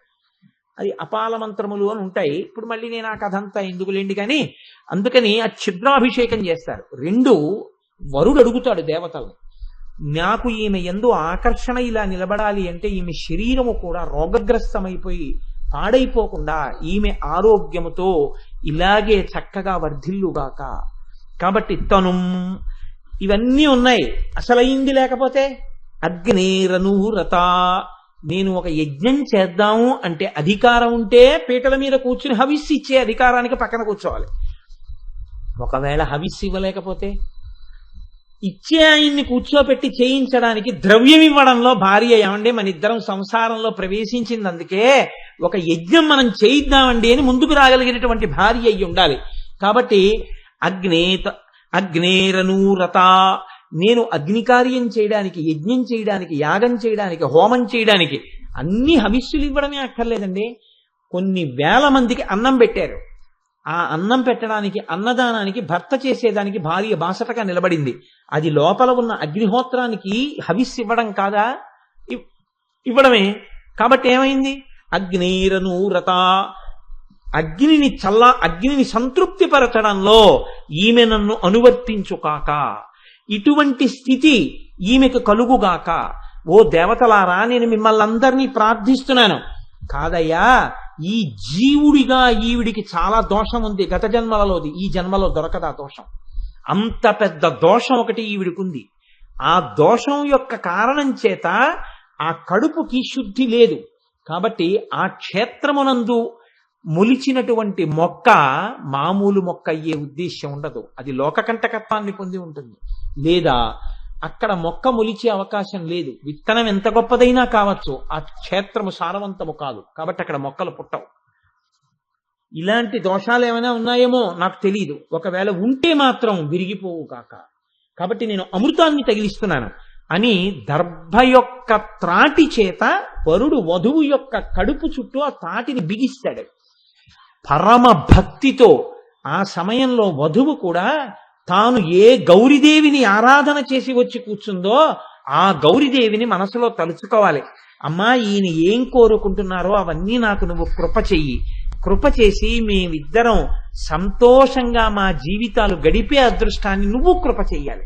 మా వలన జరుగుతాయమ్మా ప్రమాదాలంటే మా బుద్ధి ఎదుర్కోలేకుండా వచ్చే సంఘటనలు, అవి జరగకుండా నువ్వు నివారించి మమ్మల్ని కాపాడమ్మా అని వధువు గౌరీదేవికి నమస్కరించాలి. వరుడు దేవతలకి నమస్కరించి యోక్త్రబంధనం చెయ్యాలి. ఒకసారి వరుడు యోక్త్రబంధనం చేసిన తర్వాత దర్భ తాడు విప్పేస్తే ఇక ఆ స్త్రీ తరువాత జీవితంలో వడ్డాణం పెట్టుకుందా పెట్టుకోలేదా అనవసరం. ఆమె ఎప్పుడూ పెట్టుకుని ఉన్నట్టే లెక్క. ఒకవేళ వడ్డాణం ఉండి లాకర్లో ఉండిపోయినా, వడ్డాణం ఉండి పెట్టుకోకపోయినా, లేక పెట్టుకోకపోయినా ఆవిడ ఎందు నువ్వు దోషం చూడ్డానికి వీల్లేదు. ఒక ఆభరణము లేదన్న మాట నువ్వు అనడానికి వీల్లేదు. ఆవిడకు ఉన్నట్టే లెక్క. ఇంత గొప్పది వడ్డాణం. అందుకని ఇప్పుడు అమ్మవారు కూడా పెట్టుకుంది ఆ వడ్డాణం. ఎందుకు పెట్టుకుంది? రత్న కింకిణికారం యరసనా దామభూషిత. అమ్మవారు పెట్టుకున్నటువంటి వడ్డాణం ఎంత గొప్ప వడ్డానంట. అమ్మ నడిచి వెడుతుంటే ఆ కింకిణిలు, ఆ గంటలు, చిరుగంటలు మోగుతున్నటువంటి చప్పుళ్ళు వినపడుతుంటాయిట. అలా చప్పుళ్ళు చేసేటటువంటి వడ్డాణం పెట్టుకున్నటువంటి తల్లి. ఇందులో ఒక పెద్ద రహస్యాన్ని దాచారు వసిన్యాది దేవతలు. మీరు జాగ్రత్తగా గమనించండి. ఈ వడ్డాణం అనేటటువంటి ఆభరణం కడుపు చుట్టూ తిరిగి వస్తే ప్రధానముగా ఏ శరీరంలో ఏ ప్రాంతమునకు తగులుతుంది? నాభీస్థానాన్ని తగులుతుంది. నాభీస్థానమునకు తగులుతూ ఉంటుంది వడ్డాణం. ప్రతి జీవి పోషింపబడ్డాడు, అసలు ఈ పుడమి మీదకి వచ్చాడు అంటే దానికి కారణం ఏమిటంటే, ఇక్కడికి వచ్చాక పాలు తాగాడు. ఒకవేళ పాలు లేకపోతే ఆవు పాలు తాగాడు. అందుకే అమ్మని మూడింటిలో చూసి తప్పకుండా సేవ చేయమని చెప్పింది శాస్త్రం. అవి కనపడ్డప్పుడు మాత్రం సేవ చెయ్యని వాడెవడో వాడు పరమ కృతజ్ఞుడని చెప్పింది. పరాశక్తి ఈ కంటికి కనపడనటువంటి తల్లి 3 రూపాల్లో ఇక్కడ కనపడుతుంటుంది. ఈ మాంసనేత్రమునకు కనపడేవి 3 రూపాలు అమ్మవి. మాంసనేత్రమునకు కనపడనిది ఒక్క రూపం. ఆ రూపమే అయ్యో పిల్లలకి నేను దగ్గరగా ఉండకపోతే ఎలాగని బెంగ పెట్టుకుని ఆవిడ 3 రూపాలు ఎత్తింది. అందులో మొదటి రూపం కన్న తల్లి, మొట్టమొదటి రూపం అమ్మే. అమ్మకి పరాశక్తికి అభేదం. పరాశక్తే అమ్మగా ఉంటుంది. ఏ పిల్లల విషయంలోనైనా అంతే. ఆవిడ చదువుకుందా చదువుకోలేదా ఇవన్నీ వదిలేయండి. నేను చెప్తున్న వాక్యం ఎక్కడిదో తెలుసా అండి? నా ఊహ మీద చెప్తున్నాను అనుకుంటున్నారేమో. వేదమంత్రాలకు భాష్యం చెప్తున్నాను నేను. వేదమంత్రాల భాష్యంలోంచి చెప్తున్నాను. పరాశక్తియే నీకు కన్న తల్లిగా ఉన్నది. నువ్వు నీ కన్న తల్లి చుట్టూ ప్రదక్షిణం చేస్తే ఉత్తర క్షణంలో నీవు కాశీయాత్ర చేసి వస్తే భూప్రదక్షిణ శక్యేన, భూమికి 7 మాటలు ప్రదక్షిణం చేస్తే ఎంత పుణ్యమో అమ్మకి నమస్కారం చేస్తే అంత పుణ్యం ఖాతాలో వేసేస్తారు. ఎందుకని? ఆవిడ పరాశక్తి అయి ఉంటుంది. ఆవిడ పక్కింటి వాళ్ళకి గయ్యాలవచ్చు, భర్తకి చికాకు పెట్టే స్త్రీ అయి ఉండొచ్చు ఆ ఒక్క సందర్భంలో, ఏదో ఒక కొంచెం విసుక్కున్నప్పుడు. పని మనిషి పట్ల గయ్యాలి కావచ్చు. నీకు మాత్రం అమ్మతనంలో ఏ విధమైనటువంటి తేడా ఉండదు. కుపుత్రోజాయే తత్పచితపి కుమాతాన భవతి. దుర్మార్గుడైన కొడుకున్నాడేమో కానీ దుష్టురాలైన తల్లి లోకంలో లేదు. కాబట్టి పరాశక్తియే అమ్మగా నడుస్తోంది లోకంలో. రెండో రూపం ఎక్కడ నడుస్తోంది అంటే, మా అమ్మ శరీరంతో లేదని నువ్వు బెంగ పెట్టుకుంటావేమో. నీకెప్పుడైనా మా అమ్మకి చక్రకేళి పళ్ళు అంటే ఇష్టం, ఒక్క మా అమ్మగారి తిథి ఏడాదికి ఒక్కసారి వస్తే నేను ఒక చక్రపేళి అరటిపండు తోలు ఒలిచి భోక్త యొక్క విస్తట్లో వేసి అది ఆయన తింటే మా అమ్మ నాడు వృద్ధురాలైపోయి చేత్తో పట్టుకుని చక్రకేళి అరటిపండు తింటూ ఎంత బాగుంది నాన్న చక్రకేళి అరటిపండు అన్న మా అమ్మ యొక్క తృప్తి గుర్తొస్తే మళ్ళీ ఏడాది వరకు నేను అమ్మకి పెట్టలేకపోతున్నానని నువ్వు బెంగ పెట్టుకుంటావేమో. అమ్మ చేతి అన్నం తినాలనిపించినా అమ్మకి పెట్టాలనిపించినా పరాశక్తి ఏం చేసిందంటే, ఒకవేళ తల్లి నీ పక్కన లేకపోతే, ఆవిడ శరీరం వదిలిపెట్టేస్తే కాలగతిలో, ఈ కోరిక తీర్చడం కోసమని అమ్మ గోమాతగా ఈ భూమి మీద నడుస్తోంది. పరాశక్తియే గోమాత. అందుకే మీకు అమ్మకి అరటిపళ్ళు పెడదామనిపించింది అనుకోండి, మా అమ్మకి ఒక్క పండు పెడితే ఎంత సంతోషించిందో అనిపించింది అనుకోండి, ఉత్తర క్షణంలో మీరు వెళ్ళి ఓ అరటిపండు ఒక ఆవుకి పెట్టారనుకోండి, వేదమంది ఉత్తర క్షణంలో అది పరాశక్తికే అందుచున్నది. పరాశక్తియే అమ్మ. ఆ అమ్మయే ఇప్పుడు ఆవుగా ఉంది. ఆ ఆవు తింటే అమ్మ తినేసినట్టే. కాబట్టి అమ్మ లేదన్న బెంగ లేదు. అందుకే రోజు ఆవు ఇంట్లో ఉండి ఆవుకి సేవ చేస్తే అమ్మకి సేవ చేసినట్టే. ఏ అమ్మకి? పరాశక్తికి. అందుకే ఇంట్లో ఆవు ఉండేది. అమ్మ ఇంట్లో తిరుగుతోంది అనుకోండి, అమ్మ ఎప్పుడు ఏం చూస్తుంటుందంటే పిల్లాడి క్షేమం చూస్తుంటుంది. ఏమే వాడికి ఆ పంచల చాపు ఉతికి ఇస్త్రీ చేశారా, వాడు ఆ సమయానికి అప్పుడు వెతుక్కుంటాడు పంచేది ఉత్తరీయం ఏదని, ఆ పంచెలు సిద్ధంగా ఉంచారా, లాల్చీ సిద్ధంగా ఉంచారా, వాడికి చాదస్తం ఎక్కువే, వాడికి ఆ మడి పంచి ఉంచారా జాగ్రత్తగాను, వాడి భోజనానికి వచ్చే వేళ అవుతోంది, ఆ మడి పంచి అవి పీట మీద పెట్టారా కట్టుకుని భోజనం చేస్తాడు అంటుంది. అమ్మ కొడుకు కడుపు తడుగుతూనే ఉంటుంది. ఎప్పుడు అమ్మ ఇంట్లో ఎందుకు తిరుగుతుందంటే, కొడుకు తిన్నాడా, కొడుకు కన్ని అమరాయా, ఇదే పిచ్చి అమ్మకి. అమ్మ చేత్తో పెట్టింది అమృతం ఎలా అవుతుందో ఆ చేతి స్పర్శకి ఆవు శరీరంలోంచి వచ్చింది అమృతమే అయి ఉంటుంది.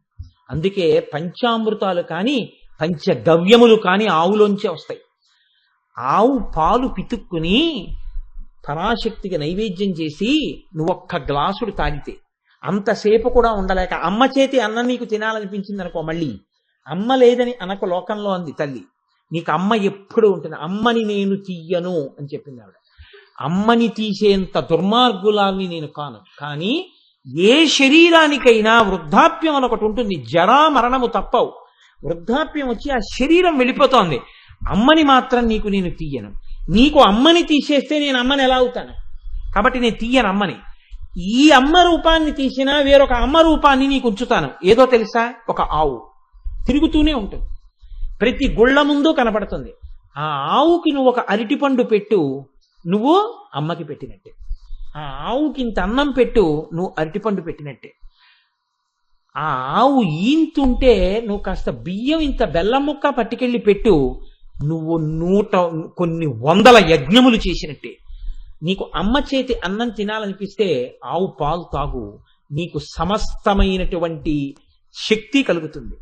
అమ్మ చేతి అన్నానికి అమృతత్వం ఎలా ఉందో ఆవు పాలకు అలా ఉంది. కానీ పూజా మందిరంలో ఏ అమ్మని పిలుస్తున్నావు, ఏ అమ్మని పూజ చేశావు, ఆ అమ్మలోకి మీ అమ్మ ప్రవేశించింది. ఇప్పుడు నీకు ఎప్పుడూ అమ్మ పూజలు అందుకుంటూనే ఉంటుంది. నువ్వు పాడైపోతే అమ్మ ఏడుస్తుంది తప్ప సంతోషిస్తుందిరా అనుకున్నాను. ఆ తర్వాత నాకు ఎప్పుడు ఇంకా అలాంటి కోరిక కలగలేదు. మా అమ్మ బహుశా నన్ను అలా నియంత్రించి ఉంటుంది, లేకపోతే నేను ఈ పాటికి మీకు ఉపన్యాసాలు చెప్పడానికి ఉండేవాడిని గారు, ఏ రోడ్డు బగబడిపోయి ఉండేవాడు. ఆ అలవాటు ఉండిపోయి చూసారా. కాబట్టి నేను ఎందుకు విజ్ఞాపన చేశాను అంటే, నా ఇదేదో నేను సాధించిన గొప్ప విషయంగా చెప్పానని మీరు అనుకుంటున్నారేమో. వేదం ఎంత సత్యం మాట్లాడిందో చెప్పడానికి చెప్తున్నాను. ఒక రాత్రి వేళ నీకు అమ్మని చూడాలి తాపత్రయం కలిగింది. ఇంట్లోకి వచ్చేటప్పటికి వీడియోలో చూసావు, అమ్మ లేదు, బెంగొచ్చేసింది. ఇప్పుడు ఒక ఆవుని చూడడానికి కూడా నీకు టైం లేదు. ఎలా మరి అమ్మ అంటే, పరాశక్తి అంది వేదంలో, నువ్వు ఎక్కడున్నా అమ్మ నీ పక్కనే ఉంది, నువ్వు నమ్మగలిగితే. ఎలా? భూమిగా నీ దగ్గరే ఉందండి. భూమి అమ్మ. అందుకే భూమాత. కిందకి దిగేటప్పుడు మా అమ్మ పక్కన పడుకుని ఉందనుకోండి, మంచం పక్కనే, గభాలను దిగేటప్పుడు అమ్మని చూశారనుకోండి, అయ్యో అమ్మ అని గబుక్కుని పొరపాటున కాలు పెట్టిన, అయ్యో అమ్మ అమ్మ అమ్మ క్షమించమ్మా, చూడలేదమ్మా అంటాం కదా. భూమాత అమ్మ. నీకు లేకపోవడం ఏంటి? అమ్మ అక్కడే ఉంది. కాబట్టి అమ్మ తప్పక కాలు పెడుతున్నానమ్మా, క్షమించని చెప్పి దిగు. ఇక నువ్వు ఎక్కడ తిరిగితే అమ్మ నీ పక్కన లేదురా. ఇప్పుడు నువ్వు ఉపన్యాసం చెప్తుంటే అమ్మ పక్కనే ఉంది, నువ్వు అన్నం తింటుంటే అమ్మ నీ పక్కనే ఉంది. అసలు అమ్మ లేకపోవడం ఏంట్రా? ఓరి పిచ్చాడా, నువ్వు ఒక్కటి అర్థం చేసుకో. అమ్మ అంటే ఇంత గొప్పదని నీకు చెప్పిన నేను నిన్ను అమ్మలేని వాణ్ణి ఎలా చేస్తాను అనుకుంటున్నావు? అందుకే ఒక్క అమ్మని ఇచ్చినప్పుడు నీకు 3 అమ్మల్ని ఇచ్చాను. మామూలుగా నిన్ను కన్న తల్లి, గోమాత, భూమాత, 3 అమ్మలే. ఈ 3 పట్ల నువ్వు చేసే అపకారాల్ని, ద్రోహాల్ని కూడా అంత స్థాయిలోనే లెక్క వేసి పాపం కూడా కడతాను, గుర్తుపెట్టుకో. నీకు నేను ఇంత ఉపకారం ఎలా చేశానో, నువ్వు అపకారం చేస్తే అమ్మతనం లేదని మాత్రం అనుకోకు. ఆవుని తన్నావో అంతే అపకారం. ఆవు ఏడిచేటట్టు ప్రవర్తించావో అంతే అపకారం. నిష్కారణంగా గోవుని కొట్టావో నీకు అంతే పాపం. అమ్మని కొట్టిన పాపం వేస్తా. ఆవు కరిటి పండెడితే అమ్మ సంతోషించిన సంతోషం ఆవుకి ఇచ్చిన వాడివై యజ్ఞం చేసిన ఫలితం వేస్తా. భూమిని నిష్కారణంగా ఖేద పెట్టావో అంతే పాపం వేస్తా. భూమి పట్ల మర్యాదగా ప్రవర్తించావో అంతే ఫలితం వేస్తా. మీకు అందుకే చూడండి, భూమి విష్ణువు దగ్గరికి వెళ్ళి మాట అంటుంటుంది, నాకు భూమి నేను ఈ భారం భరించలేకపోతున్నానంటుంది. ఈ భారం భరించలేకపోతున్నాను ఎలా అంటుందండి ఆవిడ? అలా అనడానికి ఏం లేదు, కొత్త బరువు ఏం రాదుగా. భూమి మీద సృష్టి చేసినప్పుడు బ్రహ్మగారికి తెలియదు ఏంటి ఇంత బరువు ఉంచాలని. ఆవిడ భరించలేనిదేది అంటే పాపాన్ని భరించలేదు ఆవిడ. పాపం చేసేవాళ్ళు ఎక్కువైపోతున్నారు అనుకోండి, భూమి మీద అమర్యాదగా తిరిగే వాళ్ళు ఎక్కువైపోతున్నారు అనుకోండి, అది ఆవిడ భరించలేక ఇక నేను తట్టుకోలేకపోతున్నానంటుంది ఆవిడ. కాబట్టి అమ్మ పట్ల మర్యాదగా ఉండు. ఇప్పుడు ఈ వేదమంత్రము యొక్క అర్థంలోంచి మీరు రండి. ఇప్పుడు అమ్మ ఏది? భూమియే అమ్మ. అయితే శాస్త్రం అంది నువ్వు ఉన్నటువంటి ప్రాంతమేదో ఆవిడ అందున ప్రత్యేకించి జంబూద్వీపే భరతవర్షే భరతఖండే వైదిక భూమి కర్మభూమి కాబట్టి భరతమాత అంటాం. ఈ దేశము ఒక అమ్మ. ఇప్పుడు ఈ దేశాన్నంతటినీ భరతఖండాన్ని మీరు ఒక అమ్మగా భావన చేస్తే ఆ అమ్మకి వడ్డాణము ఎక్కడుంది? వడ్డాణము నాభికి తగులుతూ ఉంటుంది. ఈ నాభి గొప్పతనమేమి? నువ్వు కడుపులో ఉన్నప్పుడు అమ్మ నాభి బంధాన్ని పెట్టుకుంది. నీ యొక్క బొడ్డు అమ్మ యొక్క ప్రేగుకి ముడిపడుతుంది. అమ్మ తిన్న అన్నసారం ఆ గొట్టంలోంచి నీలో కెడుతుంది. నువ్వు బయటికి వచ్చేసావు అమ్మ కడుపులోంచి, ఈ బొడ్డు కోసేస్తారు. ఇప్పుడు నాభి బంధం తెగిపోయింది. ఏ బంధం బలపడింది? హృదయ బంధం బలపడిపోయింది. నా కొడుకు ఆవిడ ప్రేమ, మా అమ్మ నీ ప్రేమ. అందుకే నీకోసం ఆవిడ చచ్చిపోతానంటుంది. ఆవిడ శరీరం వదిలేస్తే నువ్వు తట్టుకోలేనంట. ఇప్పుడు నాభీబంధం తెగింది, హృదయ బంధం ఉంది. హృదయ బంధానికి ఏది కారణం? నాభీబంధం కారణం. ఈ నాభీబంధం ఆవిడ తల్లి అనడానికి గుర్తు. కాబట్టి ఆవిడ నిన్ను కన్న తల్లి అనడానికి గుర్తు ఈ నాభీబంధమే.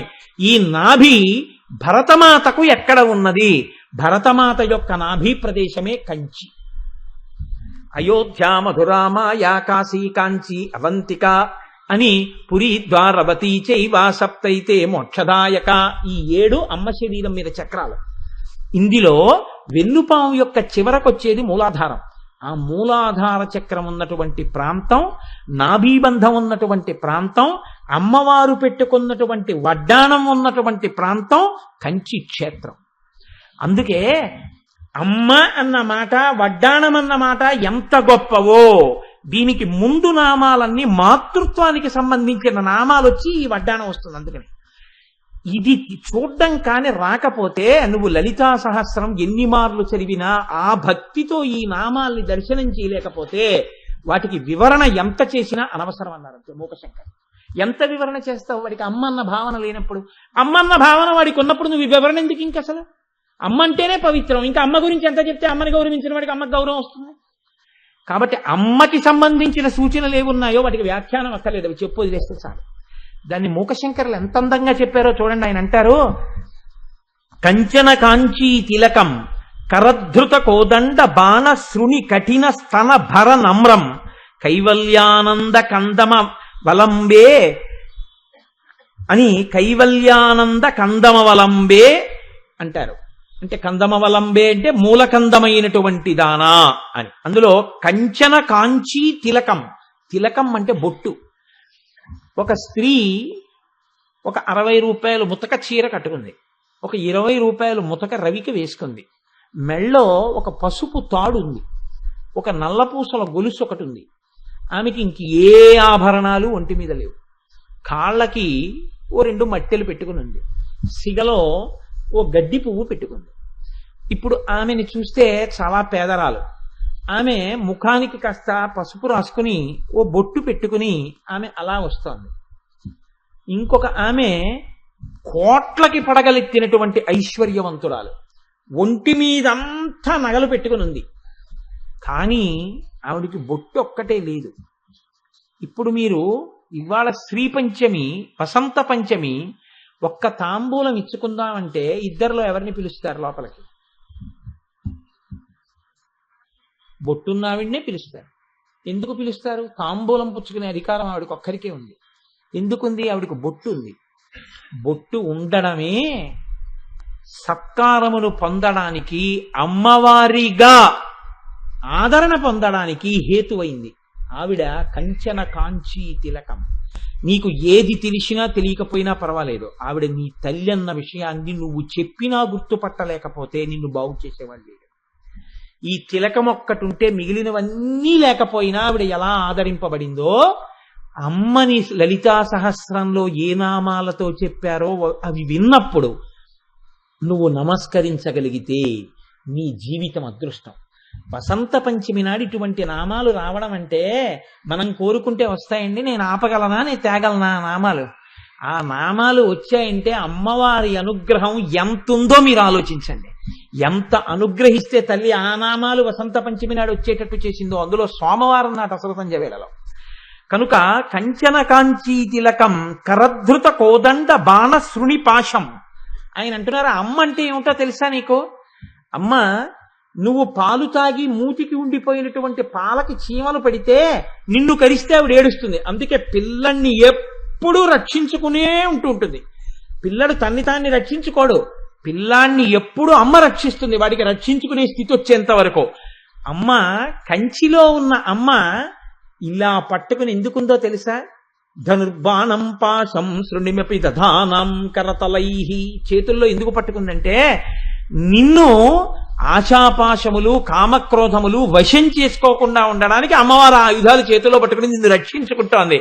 అమ్మ పిల్లాన్ని గబుక్కుని ఏ కుక్కో కరిచేయకుండా బాగా ఎత్తుగా ఉయ్యాల్లో పడుకోబెట్టినట్టు, దోమలు కుట్టకుండా గొడుగు పెట్టినట్టు, వాడికి చలియకుండా ఒంటి మీద మెత్తటి బొంత కప్పినట్టు, చిన్ని ముక్కుకి అడ్డు రాకుండా కంఠం కింద నుంచి బొంత వేసి చెవుల్లోకి ఏవీ వెళ్లకుండా ఇలా చెవులు మించి బొంత కప్పి మెత్తగా ఓ పక్కకి ఓరగిలా పడుకోబెట్టి చెవు ఇలా మడత పడిపోయిందేమో అని జాగ్రత్తగా ఇలా చూసుకుని ఆ చెవుని ఆ మెత్తటి పరుపు ఆ తలగడ మీద పడుకోబెట్టి వాడు ఒకవేళ మూత్ర విసర్జన చేసేస్తాడేమోనని ఆ నీటిని పీల్చగలిగినటువంటి పొడిబట్ట ఒకటి వాడి యొక్క మొల దగ్గర వేసి పడుకోబెట్టి అప్పుడు పని మీద వెళ్ళి అరగంటకోసారి వచ్చి పిల్లాడి వంక చూసుకున్నటువంటి తల్లిలా ఆ కంచన కాంచీ తిలకం చేతిలో చెరుకు విల్లు, 5 బాణాలు, ఒక చేతిలో అంకుశం, ఒక చేతిలో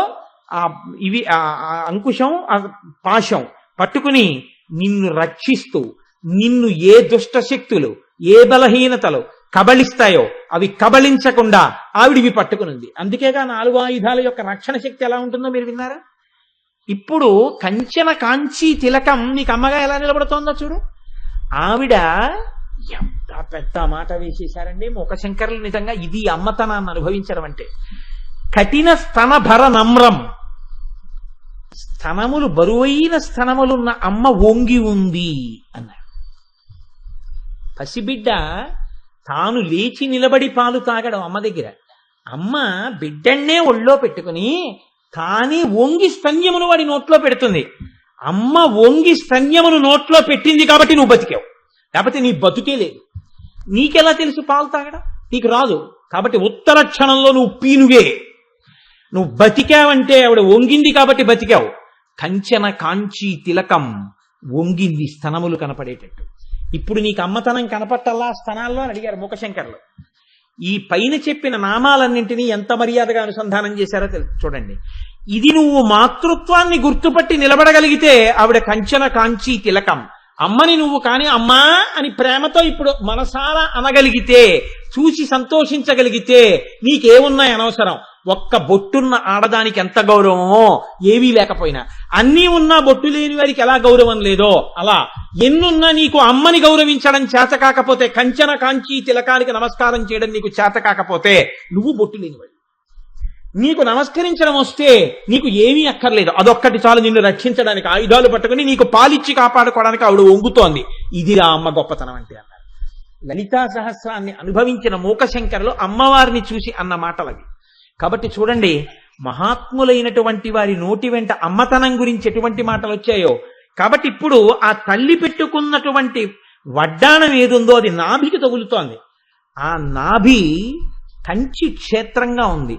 ఆ కంచిలో ఉన్న కామాక్షియే లలితా పరాభట్టారిక, లలితా త్రిపుర సుందరి. ఆ లలితా త్రిపుర సుందరి నాభి మీద చుట్టూ ఉన్నటువంటి వడ్డాణమే ఆమె మాతృత్వమునకు చిహ్నము. అందుకే మీరు చూడండి, ఆ వడ్డాణం ఉంది కాబట్టే ఆవిడ అందరికీ తల్లి. ఏ బిడ్డడు ఏ తల్లి కడుపులోంచి వచ్చినా నాభీబంధం లేకుండా పుట్టినవాడు లోకంలో లేడు. ఇవాళ అమ్ముందా లేదా వేరే విషయం, కానీ వాడు ఈ లోకంలో ఉన్నాడు. వాడికి ఒకనాడు నాభీబంధం ఉంది, ఏ అమ్మ కడుపులోనో పడుకున్నాడు. వీడి బొడ్డుకి అమ్మ యొక్క ప్రేగుతో ముడిపడింది. ఆవిడ తిన్నన్నం బొడ్డులోంచి వెళ్ళింది కాబట్టి వీడు బతికాడు. వీడు బతికాడు, ఆనాడు అమ్మ నాభీబంధమే కారణం. ఆ నాభీబంధం ఇప్పుడు లేదు కదా, హృదయబంధం ఉంది. ఇప్పటికీ ఆవిడ వడ్డాణంతో ఉంది అంటే ఆ నాభీబంధమే నువ్వు బతికావు. ఇప్పుడు నన్ను పోషిస్తున్నది ఆవిడ హృదయబంధమే. సూర్యచంద్రుల్ని స్థనాలుగా పెట్టుకుని నిన్ను పోషిస్తోంది. కాబట్టి ఆవిడ అమ్మ గుర్తుపట్టడానికి ఈ వడ్డాణము గుర్తు. కాబట్టి ఇప్పుడు రత్న కింకిణికారం యదశన రచన దామభూషిత అయిపోయిందా? అక్కడతో ఈ అమ్మతనాన్ని గుర్తుపట్టిన వాడైతే అసలు పరమ పారవశ్యంతో నమస్కారం చేస్తాడు. ఒకవేళ గుర్తుపట్టలేని వాడైతే, చదువుకోని వాడైతే, విద్యాగంధం లేని వాడైతే, అమ్మా అని గుర్తుపట్టడానికి చదువుకి సంబంధం ఏమిట్రా అని అడిగారు. ఎంత గమ్మత్తుగా మాట్లాడారో చూడండి. అమ్మా అని పిలవడానికి ఎంఏ పాస్ అయి ఉండాలా, డాక్టరేట్ ఉండాలా? అమ్మా అని ఒక పాలేరు అమ్మని పిలుస్తాడు, ఏమీ తెలియని వాడు అమ్మా అని పిలుస్తాడు, అమ్మా అని విద్వాంసుడు అమ్మని పిలుస్తాడు. అమ్మా అని పిలవడానికి ఇది ఉండాలి, మా అమ్మ అన్న పొంగు ఉండాలి. నేను అమ్మా అని ఎన్నడూ పిలవను అన్నాడు అనుకోండి, వాడికి అన్నీ ఉండొచ్చు, వాడి ముఖాన బొట్టు లేనివాడు వాడు. వాడు అమ్మా అన్న పిలుపు కోసం వెంపర్లాడేవాడు అనుకోండి, వాడు ఏం చదువుకున్నాడు, వాడికి ఏ అర్హత ఉంది అని అడుగుతాయండి. అమ్మని అమ్మా అని పిలవడానికి అర్హతతో సంబంధం లేదు. ఇది ఆ వడ్డాణం యొక్క గుర్తు. ఇప్పుడు లలితా త్రిపుర సుందరిని పట్టుకునే అమ్మా అని పిలవడానికి మీరేం చదువుకున్నారండి, మీరు లలితా సహస్రం వినడానికని నువ్వు అడగచ్చా? అడగకూడదు. ఎందుకు అడగకూడదు? ఆవిడ అమ్మరా? అమ్మ గురించి వినడానికి, అమ్మ గురించి అమ్మ అని పిలవడానికి లోకంలో అర్హత అనర్హతలు ఎక్కడున్నాయని అడిగారు. అందరికీ అర్హత ఉంది. ఆ కడుపున పుట్టడమే అర్హత. ఆ కడుపున పుట్టేవడానికి గుర్తేమిటి? వడ్డాణం పెట్టుకుంది. వడ్డాణం ఎక్కడ పెట్టుకుంది? నాభి మీద పెట్టుకుంది. నాభి ఎక్కడుంది? కంచిలో ఉంది. కంచి నాభి స్థానం అయితే నీకు ఆ నాభి స్థానంతో సంబంధం ఉంది. అందరినీ కన్న తల్లి ఆ తల్లి. కాబట్టి ఇప్పుడు అటువంటి కామాక్షి, అటువంటి లలితాపరా భట్టారిక ఎవరున్నారో ఆ తల్లిని అర్థం చేసుకున్న వాళ్ళు వేదాలతో అనుసంధానం చేసి గాయత్రి అని పిలిచారు. ఉపనిషత్తుల్లో జ్ఞానప్రసూనాంబిక అని పిలిచారు. పురాణాలు పార్వతీ లక్ష్మి అని పిలిచాయి. ఆ తల్లినే వేరొక తల్లి అమ్మా నాకు పసుపు కుంకాలి అంది. అలా అన్నప్పుడు గౌరమ్మ అంది. ఇంకొక తల్లి పెళ్ళైపోయిన తర్వాత అమ్మా నా మంగళసూత్రం కాపాడే అంది. అన్నప్పుడు సర్వమంగళ అని పిలిచింది. ఏమీ తెలియనటువంటి పల్లెటూళ్ళ వాళ్ళు ఏడాదికి ఒకసారి అమ్మవారి చిన్న గుడి దగ్గరికి వెళ్ళి ఓ రాయి పెట్టి, ఆ రాయి మీద పసుపు రాసి, పసుపుకి ఆ బొట్లెట్టి, అక్కడ కొబ్బరికాయ కొట్టి, బూర్లు గారులు పులిహార పట్టుకెళ్ళి నైవేద్యం పెట్టి, అమ్మ నువ్వు మమ్మల్ని అందరినీ కాపాడే అంటారు. అక్కడ బోర్డు ఏమని ఉంటుంది? పెద్దింటమ్మ అని ఉంటుంది. అంటే మాకో ఇల్లుంది, మా ఇంట్లో బిడ్డలు ఉన్నారు, ఆ ఇంటికి పెద్ద నేను, నా ఇంట్లో వాళ్ళందరూ సుఖంగా ఉండాలని కోరుకుంటున్నాను. అందుకనమ్మా నాదో కుటుంబం అయితే, నా కుటుంబానికి నాకు భార్య, 2 పిల్లలు ఉంటే, ఇలా నువ్వు నాకు తల్లివి, ఇలా ఈ ఊళ్ళో ఉన్న వాళ్ళందరికీ నువ్వు తల్లివి, నేను చిన్న ఇంటికి తండ్రిని, నువ్వు పెద్దింటికి తల్లివి, అందుకని నువ్వు పెద్దింటమ్మా. అమ్మా నేను నా బిడ్డల్ని ఎలా కాపాడుకోవాలనుకుంటున్నానో అలా కాపాడుకోగలిగిన శక్తి నాకు లేదు, కానీ పెద్దింటమ్మవి, నేను నీ బిడ్డలం కదా, అందుకని నేను మీకు బిడ్డలమని ఏమిటి గుర్తు? అమ్మ నువ్వు మా అమ్మవని నీకు పులిహార బూర్లు పట్టుకొచ్చాను, ఈ పులిహార బూర్లు తిను, అమ్మకి పెట్టుకుంటున్నాను. నువ్వేం చేస్తావో తెలుసా? పెద్దింటమ్మవి కదా, నీ ఇంట్లోంచి ఏ ఒక్క వ్యక్తి జారిపోకుండా కాపాడే అమ్మ. మళ్ళీ ఏడాది వచ్చి మళ్ళీ నైవేద్యాలు పెట్టుకుంటారు. వాడికి ఏం తెలుసు? ఏం తెలియదు. తెలియకపోయినా వాడు తలస్నానం చేసి ఇంత పులిహార వండుకుని, ఏదో ఇంత పచ్చన్నం వండుకుని, 4 బూర్లు వండుకుని, లేకపోతే 2 పళ్ళు అట్టుకుని, వాడికి ఎలా తోస్తే అలా వెళ్ళి ఆ గుడి దగ్గరికి వెళ్ళి తలస్నానం చేసి ఓ ఉతికిన పంచె కట్టుకుని అక్కడ నిలబడి అమ్మోరికి నైవేద్యాలు పెట్టుకున్నానంటాడు. మనకి చూడండి, నైవేద్యాలు ఇట్టారంటారు. ఆవిడ ఎందుకు పెట్టామంటే పెద్దింటమ్మ. ఇంకొకరు అంటారు మా ఊళ్ళో పేరంటాలమ్మ ఉందంటారు. పేరంటాలమ్మ అంటే ఏంటి? ఒక ఇంట్లో పేరంటానికి పిలిచారనుకోండి, ఎలా పిలుస్తారు? బొట్టు పెట్టి పిలుస్తారు. అమ్మ మా ఇంట్లో పేరంటం అవుతోంది రండి అంటారు. పేరంటానికి వెళ్ళారనుకోండి ఏం చేస్తారు? మళ్ళీ బొట్టే పెడతారు. పేరంటానికి పిలవబడడానికి, పేరంటానికి వెళ్ళి గౌరవింపబడడానికి హేతువు బొట్టు ఉండడమే. ఈ బొట్టు ఉంచుకునే అదృష్టం అందరూ ఉంచుకోవాలని అనుకుంటారు. ఎవరు ఆ బొట్టు రాలిపోవాలని కోరుకోకపోయినా కొంతమందికి బొట్టు ఎందుకు రాలిపోతోంది? అమ్మవారి అనుగ్రహం పూర్ణంగా ప్రసరించలేదని గుర్తు. అమ్మ అలా ప్రసరణ లేకుండా ఉండకుండా ఎప్పుడూ నన్ను పసుపు కుంకాలతో ఉంచు. పేరంటాలకి వెళ్లే తల్లిని, పేరంటంలో కుంకం పెట్టుకుని వచ్చే తల్లిని చేయి. నువ్వు ప్రతి చోట ముందు ఎలా గడప రూపంలో ఉండి బొట్టు పెట్టించుకుంటావో, లక్ష్మికమ్మిగా ఉండి తోరణం కట్టించుకుంటావో, అలా నాకు జీవితంలో కోరిక బొట్టు పెట్టి పిలిపించుకోవాలని, బొట్టు పెట్టించుకుని రావాలని. ఈ కోరికకి మాత్రం నన్ను దూరం చేయకే అమ్మా అని అడుగుతారు. కాబట్టి పేరంటాలమ్మ. ఇంకొకడంటాడు తలుపులమ్మ. తలుపులమ్మ అంటే వేసేసి ఉంటే మీకు లోపలదేం బయటికి రాదు, బయటిది లోపలికి వెళ్ళదు, అంతే కదండి. తలుపులేసి ఉన్నాయి, మీరు డజన్ అరటిపళ్ళు పట్టుకుని మా ఇంటికి వచ్చారు. ఈ డజన్ అరటిపళ్ళు మా ఇంట్లోకి ఎలా వస్తాయి? నేను తలుపులు తీసి మాట్లాడితే మీరు నాకు అరటిపళ్ళు ఇస్తే లోపల పెడతాను. మీరు మా ఇంటికి వచ్చినప్పుడు కోటేశ్వరరావు ఇంటికి వెళ్తే కోటేశ్వరరావు గారి దగ్గర ఈ పుస్తకం తెచ్చుకుందాం అనుకుని వచ్చారు. ఈ లోపల ఉన్న పుస్తకం బయటికి ఎలా వస్తుంది? తలుపులు తీస్తే. తలుపులు తమంత తాము తీసుకోలేదనుకోండి, మీరు బదలగొట్ట ఇచ్చా, బదలగొట్టకూడదు. తలుపు తీయమని కాలింగ్ బెల్ కొట్టాలి. 6 మాటలు కొట్టారు, తీయలేదు. మర్యాద ఏమిటి? ఏ కారణం చేతనో తలుపు తీయట్లేదంటే బహుశः లేచి వచ్చి తలుపు తీయకూడని స్థితిలో ఉన్నారన్నమాట. ఆయన ఏ పూజలోనో ధ్యానంలోనో ఉన్నారేమో. కాబట్టి మనం ఇంకెక్కువ విసిగించకూడదు, మనం వెళ్ళిపోదాం, ఇంకొకసారి వద్దాం. వెళ్ళిపోయారు. తలుపులు తెరుచుకోలేదు, మీ కోరిక తీరలేదు. అమ్మ, కోరికలు తీరడం అంటే తలుపులు తెరుచుకోవడం. అందుకే ఓ కోరిక తీరిన వాహనం కొనుక్కున్నారు, తలుపులమ్మ లోకి వెళ్ళారు. ఓ ఏదో పుణ్యం కలిసి వచ్చింది, తలుపులమ్మ లోకి వెళ్ళారు. అంటే అమ్మ నీ అనుగ్రహంతో తలుపులు తెరుచుకుంటే నాకు ఈ భోగం వచ్చింది, ఇది చెప్పడం తలుపులమ్మ. ఇంకో చోట నూకాలమ్మ. నూకాలమ్మ అంటే అమ్మ నేను నూకలు తింటున్నానంటే, నూకలంటే అన్నం. పూర్వకాలంలో అన్నం కన్నా నూకల జావే ఎక్కువ. ఉన్నవాడు అన్నం తింటాడు, లేనివాడు నూకల జావ తాగుతాడు. కాబట్టి ఆ లోకం అంతటికి కావలసింది నూకలు. కోళ్లుకేస్తే నూకలు, పావురాలకేస్తే నూకలు. లోకంలో ఎక్కువ తినేది నూకలే, అన్నం తినేది తక్కువ. గంజి తాగేది ఎక్కువ, నూకలు తినేది ఎక్కువ. కాబట్టి అమ్మ 4 నూకలు నాకు భూమి మీద మిగలాలంటే, ఆయుర్దాయం ఉండాలంటే, నేను తినాలంటే, బతికుండాలంటే, ఆ కలియుగంలో ప్రాణం అన్నగతం కాబట్టి అన్నం దొరకాలి, అన్నం తినాలి, ఆ అన్నం జీర్ణం అవ్వాలి, నేను ఆయుర్దాయంతో ఉండాలి. ఈ ఏడాది వచ్చిన వాడిని వచ్చే ఏడాది కూడా వచ్చి నీ దర్శనం చేసుకోవాలి. కాబట్టి కాండ్రకోటలో నూకాలమ్మ. కాబట్టి ఇప్పుడు మీరు ఏ పేర్లతో పిలవండి. పెద్దాపురం వెళితే మరిడమ్మ. అమ్మ దగ్గరికి వెళ్ళి ప్రతి పూట అప్లికేషన్ పెట్టుకుని తహసీల్దార్ గారి దగ్గర వీడు పొద్దున్న అన్నం ఇప్పటి వరకు తినలేదు అనో సర్టిఫికేట్ తెచ్చుకోవాలేంటి? అదే మన ప్రభుత్వాలు అయితే చిత్రంగా ఉంటాయి. బతికున్నవాడే వచ్చినా నువ్వు బతికున్నావని సర్టిఫికేట్ పట్టరా అంటారు పెన్షన్కి. అయ్యో నేను బతికే ఉన్నాను కదండి అంటే, నువ్వు బతికున్నావంటే మేము నమ్మం, నువ్వు బతికున్నావని ఒక గెజిట్ ఆఫీసర్ చెప్పాలి.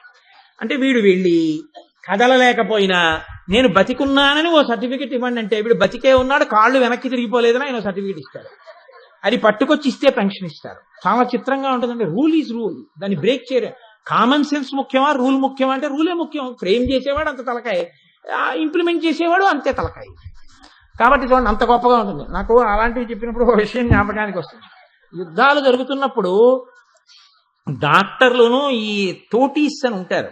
వీళ్ళ పరిస్థితి ఎలా ఉంటుందంటే, యుద్ధ భూమిలో పడిపోతారు సైనికులు. పూర్వం అంటే రాత్రి యుద్ధం ఆపేవారు, ఇప్పుడు రాత్రి పగలు యుద్ధం జరుగుతుంటుంది. ఒకవేళ కొస ప్రాణంతో ఎవడైనా ఉంటే పిఓఐ అంటారు, పిఓడబ్ల్యూ ప్రిజనర్ ఆఫ్ వార్ అని అవతల వాళ్ళకి దొరికితే చీల్చి చెండాడేస్తారు నిజాలు చెప్పమని.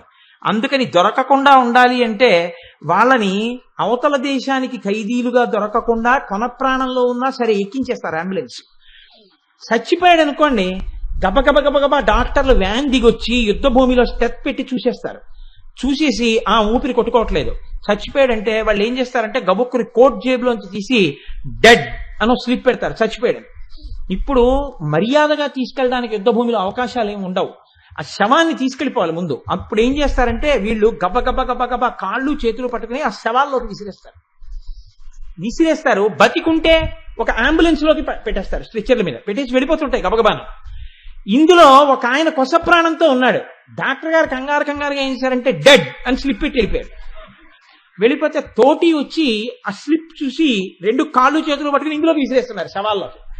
ఆయన అన్నాడు ఐఎమ్ అలైవ్, నేను బతికున్నాను అని అరుస్తున్నాడు. ఈ తోటీలు అన్నారు shut up, it is certified you are dead. వాళ్ళ నోర్మోయ్, నువ్వు చచ్చిపోయావని స్లిప్ పెట్టారన్నారు. అది ఎంత అందంగా ఉంటుందో మన రూల్స్ కూడా అంత అందంగా ఉంటాయి. పెన్షన్కి వెడితే వాడు బతికున్నవాడే వచ్చాడు కదరా, సర్టిఫికెట్ ఎందుకురా అన్నాడు. బతికున్న వారికి సర్టిఫికెట్ అక్కర్లేదు. నువ్వు ఇన్నాళ్ళు పెన్షన్ తీసుకోకపోతే అనుమానం కాబట్టి సర్టిఫికెట్ కూడా అవసరం అనరు. ప్రతి 6 నెలలకి నువ్వు బతికున్నావని సర్టిఫికెట్ పట్టరా అంటే ఎంత దారుణంగా ఉంటుందో అలా తేవడం వీడిచ్చే భృతి కోసం. సరే నేను ఎందుకు ఆ జోలికి వెళ్ళాలి. కనుక ఇప్పుడు నేను ఇంతకీ ఈ విషయం మీకు దేని కొరకు మనవి చేయవలసి వచ్చింది అంటే, అసలు బతికుండాలి, వచ్చే ఏడాది కూడా అమ్మ నీ దర్శనానికి నేను రావాలి. కాబట్టి ఏడాదికోసారి వెళ్ళి కాండ్రకోటలో నూకాలమ్మ దర్శనం చేయి. మళ్ళీ వచ్చే ఏడాది కూడా అన్నం తిని మళ్ళీ అమ్మవారి దర్శనానికి వెళ్తావు. ఏడాదికోసారి అడిగితే మళ్ళీ ఏడాదికోసారి ఆవిడ నిన్ను దర్శనం ఇస్తూ ఉంటుంది, నీకు నూకలు ఇస్తూ ఉంటుంది. కాబట్టి ఇస్తూ ఉంటుంది కాబట్టి ఆవిడ ఎవరు? నూకాలమ్మ. కాదు, ఒక్కసారి అడిగితే చాలు అమ్మని. ఇంకా మళ్ళీ అమ్మ అన్నం పెట్టమ్మా అన్నారు అనుకోండి, అన్నం ఓటీ పెట్టి అన్నం కదా అడిగావు తిను అందం. అన్నం పెట్టమ్మా అంటే పప్పు కూర పచ్చడి పులుసు అన్నీ వేస్తుంది ఆవిడ. ఒక్కసారి అడిగితే చాలు. మళ్ళీ పెట్టే అమ్మ ఎవరో మరి మరి మరి మరి ఇచ్చే అమ్మ మరిడి మహాలక్ష్మి మరిడి అమ్మ. కాబట్టి పెద్దాపురం వెళితే మరిడమ్మ. మీరు ఇలా ఎక్కడికి వెళ్ళండి ఆ తల్లి మీకు ఆ రూపు దాల్చి కనపడుతుంటుంది. ఆవిడే తిరుపతి వెళితే పద్మావతి తిరుచానూరు వెళ్ళారనుకోండి, అక్కడికి వెళితే అమ్మవారు ఎలా కనపడుతుంది మీకు? అలమేల్మంగ అంటారు. అలమేల్మంగ కాదు, అలర్మేల్మంగ. అలర్మేల్మంగ అంటే పద్మము యొక్క గద్దె మీద కూర్చున్న తల్లి. పద్మము యొక్క గద్దె మీద కూర్చుంది కాబట్టి ఆవిడ పద్మావతి. పద్మావతి అంటారు, అయితే అలర్మేల్మంగ అంటారు. అది అనలేక అలమేలుమంగ అంటున్నారు. కాబట్టి అలా ఎక్కడికి వెళ్ళండి అలివేలు మంగమ్మ. ఏమీ అనలేని వాడు ఉన్నాడు అనుకోండి, అమ్మవారు అమ్మవారు అమ్మవారు అంటాడు. ఇంకా అనలేడు అనుకోండి, అమ్మోరు అమ్మోరు అంటాడు, మా అమ్మ అంటాడు. అయిపోయింది. అసలు అమ్మ నిన్ను అమ్మా అని పిలవడానికి ఏం చదువుకుని ఉండాలమ్మా? చదువుకున్న వాళ్ళే పూజలు చేస్తున్నారా? చదువుకోకపోయినా అమ్మని పూజించని వాడు లోకంలో ఉన్నాడా? ఏదో రకంగా అమ్మని పూజ చేసి బతుకుతున్నవాడే, అమ్మ పేరెత్తి బతుకుతున్నవాడే. అమ్మా నువ్వు లోకానికి అంతటివి తల్లివని చెప్పడానికి గుర్తేదో తెలుసా? నువ్వు పెట్టుకున్న ఈ వడ్డాణమే. ఈ వడ్డాణము చేత నువ్వు ఈ లోకములకన్నింటికి తల్లివి అన్న విషయం ప్రస్ఫుటంగా ద్యోతకం అవుతోందమ్మా అంటారు మహానుభావుడు. అందుకే చూడండి, ఆ తల్లి మీరు ఎక్కడికి వెళ్ళండి ఒక్కొక్క పేరుతో మీకు కనపడుతుంది. శాస్త్రంలో ఆవిడ అలా కనపడి ఒక్క అమ్మ అనేకమైనటువంటి పనులు చేస్తుంది. మీరు చూడండి, అమ్మే సృష్టి చేసింది, మీకు కడుపులో పెరగడానికి అవకాశం ఇచ్చింది. ఆ అమ్మే బయటికి వచ్చాక పాలిచ్చింది. ఆ అమ్మే అన్నం పెట్టింది. ఆ అమ్మే మీకు విద్యాబుద్ధులు నేర్పించింది. ఆ అమ్మే తండ్రిని చూపించింది. ఆ అమ్మే రాత్రుళ్ళు ఆడుకుంటానంటే 4 దెబ్బలు కొట్టి పడుకోబెట్టింది. ఉరే ఇంకా నువ్వు నిద్రపోకపోతే నీకు వేడి చేస్తుందిరా అంది. కొట్టి నిద్రపుచ్చినప్పుడు అమ్మే. లయకారకుడైన పరమశివుడు. అన్నం పెట్టినప్పుడు స్థితికారుడైన విష్ణువు అమ్మే. నిన్ను కన్నప్పుడు సృష్టికర్త అయినటువంటి బ్రహ్మ అమ్మే. కాబట్టి సృష్టికర్త, స్థితికర్త, ప్రళయకర్త ఎవరిలో ఉన్నారు? అమ్మలోనే ఉన్నారు. కాబట్టి ముగ్గురు మూర్తుల యొక్క దర్శనం ఎందులో అవుతోంది? అమ్మలోనే అవుతోంది. కాబట్టి ఆ అమ్మ అనేక పేర్లతో అనేక ప్రదేశాల్లో ఉండి ఎన్నో కళ్ళతో నిన్ను అలా చూసుకుంటూనే ఉంటుంది. అందుకే భరతఖండంలో అమ్మవారికి వివిధ పేర్లతో దేవాలయాలు, పెద్ద పెద్ద క్షేత్రాలన్నీ. మీరు చూడండి, ఆవిడ విజయవాడ వెడితే కనకదుర్గ. దుర్గా అన్న మాట తలుచుకున్నా, దుర్గా దర్శనం చేసినా ప్రమాదాలు రావు. ప్రమాదాలు గట్టెక్కించడానికి కనకదుర్గ. శ్రీశైలంలో భ్రమరాంబ, శ్రీకాళహస్తిలో జ్ఞానప్రసూనాంబ. ఇంకొంచెం మీరు వెడితే ఒక చోట ఆవిడ బాలాంబ, వేరొక చోట కుంతలాంబ, వేరొక చోట మీనాక్షి, వేరొక చోట అఖిలాండేశ్వరి, వేరొక చోట ధర్మ సంవర్ధిని, వేరొక చోట కమలాంబ, వేరొక చోట అన్నపూర్ణ, వేరొక చోట తుల్జాభవాని, వేరొక చోట శారదాంబ, వేరొక చోట వింధ్యవాసిని, వేరొక చోట వైష్ణవి. ఇన్ని పేర్లతో ఎందుకుంది? ఒక్క అమ్మ నీకు అన్ని పనులు చేస్తున్నట్టే ఆ తల్లే అన్ని పేర్లతో అన్ని చోట్ల నిలబడి నిన్ను చూస్తూనే ఉంటుంది. ఇప్పుడు ఎక్కడికి వెళ్ళి నువ్వు ఆ అమ్మని పిలిచినా, మీరు చూడండి, లోకంలో స్వామివారి దేవాలయానికి ఓ పేరుతో పిలుస్తారు. శివాలయంలోకి వెళ్ళారా అండి అంటారు. చిదంబరంలో నటరాజస్వామిని చూశారా? చిదంబరంలో శివాలయం చూశారా అండి అంటారు. లేకపోతే తిరుపతి వెడితే వెంకటేశ్వర స్వామిని చూశారా అంటారు. ఇది శివాలయం అంటారు, ఇది విష్ణు ఆలయం అంటారు, ఇది సుబ్రహ్మణ్యుడి ఆలయం అంటారు, ఇది గణపతి ఆలయం అంటారు. కానీ అమ్మవారి పేరు తెలియక్కర్లేదు. ఎక్కడికి వెళ్ళినా ఆవిడ కనపడితే మాత్రం అమ్మవారు అంటారు. అమ్మవారి విషయంలో పేరు తెలుసుకోవాలన్న కుతూహలం అక్కర్లేదు. ఆ పేరు ఉంటుంది ఏదో. కానీ సాధారణంగా మనం ఏమనేస్తామంటే ఆ దేవాలయంలో ఉన్న స్వామివారి పేరోటే తెలుసుకుంటాం. మిగిలింది ఏమంటామంటే అమ్మవారి గుడికి వెళ్ళొచ్చారా అంటాం. శారదా నవరాత్రులు వచ్చాయనుకోండి, కాకినాడలో అమ్మవారి గుడికి వెళ్ళొచ్చారంటే ఒకటే, బాలా త్రిపుర సుందరి అమ్మవారి గుడి. ఎందుకని? పట్టణానికి అధిదేవత ఆవిడే. ఆవిడ నూకాలమ్మ. కాబట్టి అమ్మవారి గుడికి వెళ్ళారా అంటారు. గుళ్ళోకి వెళ్ళి అమ్మవారి గుడికి వెళ్ళారా అంటే ఆ గుళ్ళో ఏ దేవత ఉన్నా సరే ఆవిడ అమ్మవారే. కాబట్టి అమ్మ అన్న పేరు అసలు పేరు, మిగిలినవి ఆవిడ ప్రకటించేటటువంటి విభూతి రూపంగా ఉంటుంది. ఉండి ఎక్కడెక్కడ ఉన్నా అమ్మగా ఉంటుంది. ఈ అమ్మతనంతో ఇన్ని రూపాలతో ఉండడం, ఇన్ని పేర్లతో ఇన్ని రూపాలతో మిమ్మల్ని రక్షించుకోవడమే. ఆ అమ్మే మీరు ఆడుకుంటుంటే, అన్నం వండుకుంటూ బాల్కనీలోకి వచ్చేసారి చూస్తుంది, సరిగ్గా ఆడుతున్నాడా, ఏమైనా గోళ్ళవి ఎక్కుతున్నాడా, వీడికి దెబ్బలు తగులుతాయని. అలా చూసుకుంటున్నట్టుగా చూసుకుంటున్నప్పుడు ఆ తల్లి విశాలాక్షి, ఇంత కళ్ళతో ఎక్కడున్నా రక్షించుకుంటోంది. ఆ తల్లే వాడు పిల్లాడు పుస్తకం పట్టుకుని అమ్మలా వెళ్ళిపోయింది కదా అని మెల్లిగా పేపర్ తీసి ఎవరెంత స్కోరు కొట్టారో చదువుకుంటున్నాడు అనుకోండి, ఆ అమ్మే వచ్చి చెవి మిలిపెట్టి చాలే దిక్కుమాల క్రికెట్ 365 రోజులు ఉంటుంది మిమ్మల్ని పాడు చేయడానికి అని వీపు మీద 2 దెబ్బలు కొడుతుంది. ఇప్పుడు కొట్టేది ఎందుకు కొట్టింది? వాడు వృద్ధిలోకి రావడానికి. ఇప్పుడు ఆవిడ అఖిలాండేశ్వరి పరిపాలకురాలు. ఆమె నాన్నగారి పక్కన కూర్చుని ఏమంటే మన ఇద్దరం సినిమాకి వెడదామా అని ఎంతో సంతోషంగా మాట్లాడుతూ ఉంది. ఇప్పుడు ప్రసన్నురాలైన నా అమ్మ దగ్గరికి వెళ్ళి అమ్మ నేను కూడా సినిమాకి వస్తానమ్మా అని అడగడం తేలిక, నాన్నగారిని అడగడం భయం. ఆయన ఏ స్లిప్ టెస్ట్ లో మార్కులు బాగా రాలేదో చెప్తాడు అప్పుడు. అందుకని నా అమ్మని అడగడం తేలిక. అందుకని ఇప్పుడు నాన్నగారి పక్కన ప్రసన్నురాలిగా కూర్చున్న అమ్మ శివకామ సుందరి, నీకు ఒక్కొక్క పేరుతో ఒక్కొక్క అనుగ్రహం ఇస్తోంది. ఆ అనుగ్రహం ఇచ్చే పేరు నీకు తెలియకపోవచ్చు, పేరు తెలియకపోయినా ఆవిడ అమ్మే. కాబట్టి ఇన్ని పేర్లతో ఉన్నది అమ్మతనంతో ఉంది. ఆవిడ అమ్మతనంతో ఉంది అన్న ప్రధాన నిర్ధారణ ఈ అమ్మ అన్న మాట మాత్రం రేపు పేరులో పోదు. ఈ అమ్మ అన్న ప్రధానమైన పేరు వడ్డాణంతో ఉంది, నాభిబంధంతో. ఇది కంచిలో ఉంది. అందుకని ఆ వడ్డాణం ఆవిడ యొక్క అమ్మతనాన్ని తెలియచేసేటటువంటి పరమ ప్రఖ్యాతమైనటువంటి నామం. అందుకే శంకర భగవత్పాదులు సౌందర్యలహరి చేస్తూ ఒక అద్భుతమైనటువంటి శ్లోకాన్ని చెప్పారు. ఆయన అన్నారు, తదన్యపాణిభ్యామభయవరదో దైవతగణః త్వమైకా నైవాసి ప్రకటితవరాభీత్యభినయ భయాత్రాతుం దాతుం ఫలమపి చ వాంఛా సమధికం శరణ్యే లోకానాం తవ హి చరణావేవ నిపుణౌ. అమ్మతనానికి ఉన్నటువంటి చాలా గొప్ప విషయం ఒకటి నేను స్పృశించకపోతే దోషం చేసిన వాడిని అవుతాను. ఆ అమ్మ కడుపున పుడుతుందండి ఈవిడ. ఈ పిల్లకి మంచి భర్త రావాలని ఎన్నో నోములు ఆ అమ్మ నోయిస్తుంది, ఎన్నో అట్లు పోసి అట్ల తద్ది నోము చేయిస్తుంది, గొబ్బిళ్ళు పెట్టి బంతిపూలు పెట్టి పిల్లని ప్రదక్షిణం చేయమని పిల్ల ఆడుతుంటే తను పాట పాడుతుంది.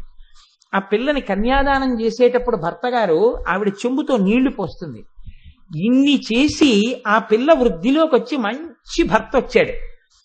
అమ్మ ఎంత ఐశ్వర్యం అనుభవిస్తోందో అంత ఐశ్వర్యంతో, అంత ఆనందంతో, ఇంకా ఎక్కువ ఆనందంతో కూతురు ఉందనుకోండి.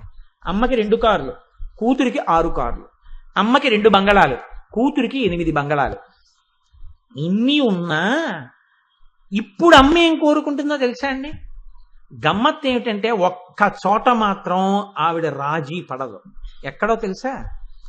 ఎంత అమ్మైనా పెళ్ళైపోయిన తర్వాత ఒకసారి పుట్టింటి అమ్మాయి వాళ్ళ ఇంటికి వెళ్ళి తను భర్త కలిసి తిరిగి వచ్చేస్తుంటే బొట్టు పెట్టి తీరవలసింది. మీరు చూడండి, నేను అన్నది అసత్యమా?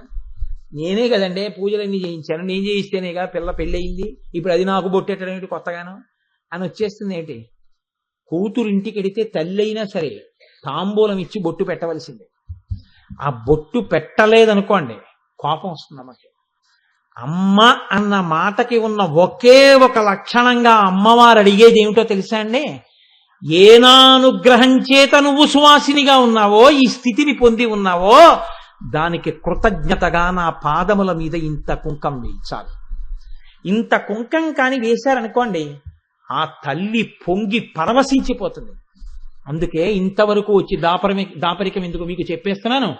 మహాశివరాత్రి నాటి అసుర సంధ్య వేళలో కొన్ని వేల మంది సువాసినులతో ఏకకాలమునందు అమ్మవారికి ఇప్పటి వరకు మీరు దక్షిణ భారతదేశంలో చూడనటువంటి అపురూపమైన అమ్మవారి మూర్తికి మీరందరూ కుంకుమార్చన చేసుకునేటటువంటి గొప్ప కార్యక్రమ నిర్వహణ చెయ్యాలి అని సంకల్పం చేస్తున్నాం. ఇంత లలితా సహస్రం జరిగింది కదా, మీ అందరూ పొంగిపోయేటట్టు, అమ్మ పొంగిపోయేటట్టు, మేమెంతమందిని చేసినా సౌభాగ్యవతులు చేసిన దానికి ఆవిడ పరవశిస్తుంది. ఆ కుంకం మీ చేత్తో వేయించాలని తాపత్రయపడుతున్నాం. అమ్మ ఎటువంటి కర్పూర తాంబూలం వేసుకుందని నేను మీకు ఉపన్యాసంలో చెప్పానో అటువంటి కర్పూర తాంబూలాలు ఎన్ని వేల మంది అయినా సరే ఇప్పించి మీ అందరూ ఆ తాంబూలం వేసుకునే అదృష్టం మీకు కలగాలని ఏర్పాట్లు చేస్తున్నాం. అది వివరంగా కార్యక్రమాలు మీకు చెప్తారు, మీకు చెప్పడం కోసమే కదా కార్యక్రమాలన్నీ. కాబట్టి ఇది అమ్మతనం యొక్క లక్షణం. శంకర భగవత్పాదులు ఎంత అందంగా మాట్లాడతారో చూడండి ఆ శ్లోకాన్ని. తదన్యపాణిభ్యామభయవరదో దైవత గణః త్వమైకా నైవాసి ప్రకటితవరాభిత్యభినయ భయాత్రాతుం దాతుం ఫలమపి చ వాంఛాసమధికం శరణ్యే లోకానాం తవ హి చరణావేవ నిపుణౌ. అమ్మా, లోకంలో ఉండేటటువంటి మిగిలినటువంటి దేవతలున్నారే, వాళ్ళు అభయముద్రలు వరముద్రలు పడుతూ ఉంటారు. అభయముద్రలు వరముద్రలు పట్టినటువంటి దేవతల దగ్గరికి వెళ్ళి స్తోత్రం చేస్తే, వాళ్ళకి నమస్కారం చేస్తే వాళ్ళు మాకేం చేస్తుంటారు? అభయముద్ర పట్టారు కాబట్టి భయం తీసేస్తారు, వరదముద్ర పట్టారు కాబట్టి మాకు వరం ఇస్తూ ఉంటారు. కానీ చిత్రం ఏమిటంటే, అమ్మా, నువ్వు అభయముద్ర వరముద్ర పట్టలేదు. ఎందుకు పట్టలేదో తెలుసా అంటే, శంకరాచార్యులు వారు ముందు 2 పాదాల్లో ఏమంటున్నారంటే, నువ్వు అభయముద్ర వరముద్ర పట్టలేదు కాబట్టి అమ్మ నీ పాదాలు పట్టుకుంటే, నీ దగ్గరికి వచ్చి నమస్కారం చేస్తే మాకు భయం పోవడమును మా కోరిక తీరడం ఉండవా అంటారేమో. శంకరాచార్యులు వారు అంటున్నారు, భయాత్రాతుం దాతుం ఫలమపి చ వాంఛాసమధికం. భయం పోవడం, కోరిక తీరడం అనేటటువంటివి అభయముద్ర వరముద్ర పట్టినటువంటి మిగిలిన దేవతల దగ్గరికి వెళ్ళి స్తోత్రం చేసి నమస్కరించడం వల్ల ఎంత గొప్పగా సమకూడుతాయో, అంతకన్నా అడిగిన దానికన్నా ఎక్కువగా కోరిక తీరి భయం పోవడం అనేటటువంటిది నీ పాదముల వలన కలుగుతుంది. అందుకని నువ్వు నీ చేతులతో చెయ్యక్కర్లేదు కాబట్టి అసలు నువ్వు ముద్ర పట్టలేదమ్మా అన్నారు. ఇది చమత్కారం. మిగిలిన దేవతలు చేతులతో పట్టారు అభయముద్ర వరముద్ర. అభయముద్ర అంటే ఏమిటండి? అభయముద్ర అంటే కుడి చెయ్యి యొక్క వేళ్లు పైకి చూపిస్తున్నట్టుగా ఉంటే అభయముద్ర అంటారు. కుడి చెయ్యి ఇలా ఉందనుకోండి, అప్పుడు దాన్ని అభయముద్ర అంటారు. అంటే ఈ వేళ్ల యొక్క చివరి భాగములు పైకి చూడాలి, పైకి చూస్తే అభయముద్ర. వరముద్ర అంటే ఈ వేళ్ల యొక్క చివరి భాగములు ఎడమ చేతివి కిందికి చూడాలి. ఇలా ఉన్నాయనుకోండి, అప్పుడు వరముద్ర అంటారు. ఇలా ఉంటే వరముద్ర, ఇలా ఉంటే అభయముద్ర. ఎప్పుడైనా ఎక్కడికైనా మీరు వెళ్ళినప్పుడు ఇలా ఉన్నాడనుకోండి ఈశ్వరుడు, ఇలా ఉందనుకోండి అమ్మవారు, అది అభయముద్ర వరముద్ర పట్టింది అని మీరు కొంచెం జాగ్రత్తగా గమనించండి. ఇలా అభయముద్ర వరముద్ర పట్టినటువంటి స్వరూపంతో మీకు నిజానికి మిగిలిన దేవతలు ఉన్నారని శంకరాచార్యులు వారు అంటున్నారు. కానీ అలా ఉన్న దేవతలు, ప్రధాన దేవతలు తక్కువ. మనకి కలియుగంలో కలవు వెంకటనాయక వెంకటేశ్వర స్వామి వారు. వెంకటేశ్వర స్వామి వారు మీకు అభయముద్ర వరముద్రతో ఉన్నారా? లేరు. ఎందుకో తెలుసా అండి? ఊరుహస్తం అంటారు. తొడకి కానీ చెయ్యి తగిలింది అనుకోండి, అప్పుడు ఊరుహస్తం అంటారు. ఆయన తొడ మీద మొల మీద చెయ్యి తగులుతుంటుంది, అప్పుడు ఊరుహస్తం. సుబ్రహ్మణ్యేశ్వర స్వామి వారికి కూడా అంతే, తొడకి చెయ్యి తగులుతుంది, అందుకని ఆయనది ఊరుహస్తం. కంచిలో వరదరాజస్వామి పేరు వరదరాజస్వామి, కానీ వరదముద్ర పట్టరాయన. వినాయకుడు అభయముద్ర వరదముద్ర పట్టడు. చాలా మంది దేవతలు అభయముద్ర వరదముద్ర పట్టట్లేదు. అంతవరకు ఎందుకు? మీనాక్షి అమ్మవారు అభయముద్ర వరదముద్ర 2 కలిపి పట్టలేదు. మరి శంకరాచార్యుల వారు మిగిలిన దేవతలందరూ పడుతున్నారని ఎలా అన్నారు అంటే, దీనికి కారణం ఏమిటంటే సాధారణంగా అభయముద్ర వరదముద్ర పడతారు. కానీ అమ్మ నువ్వు అసలు పట్టలేదు, ఏ ముద్ర పట్టలేదు. ఎందుకు పట్టలేదు? అమ్మవారు 4 చేతుల్లో 4 పట్టుకుంది, ఆవిడేం ముద్రలు పట్టలేదు.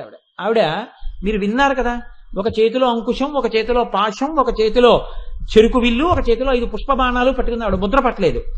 ఇప్పుడు ఆవిడ ఏ ముద్ర పట్టుకోకపోయినా ఈ 4తో ఉండగా మీరు ఆవిడ పాదాలకి నమస్కారం చేశారనుకోండి, ఆవిడ ఏం చేస్తోంది? మీ భయం పోవడానికి హేతువులు ఏ ఉన్నాయో వాటన్నిటినీ తీసేస్తోంది. కేవలం వరదముద్ర, కేవలం అభయముద్ర పట్టినటువంటి దేవతల దగ్గరికి వెళ్ళి మీరు నమస్కారం చేస్తే, మీరు భయంతో వెళ్ళారనుకోండి, మీ భయానికి ఏది కారణమో ఆ భయం తీసేస్తారు.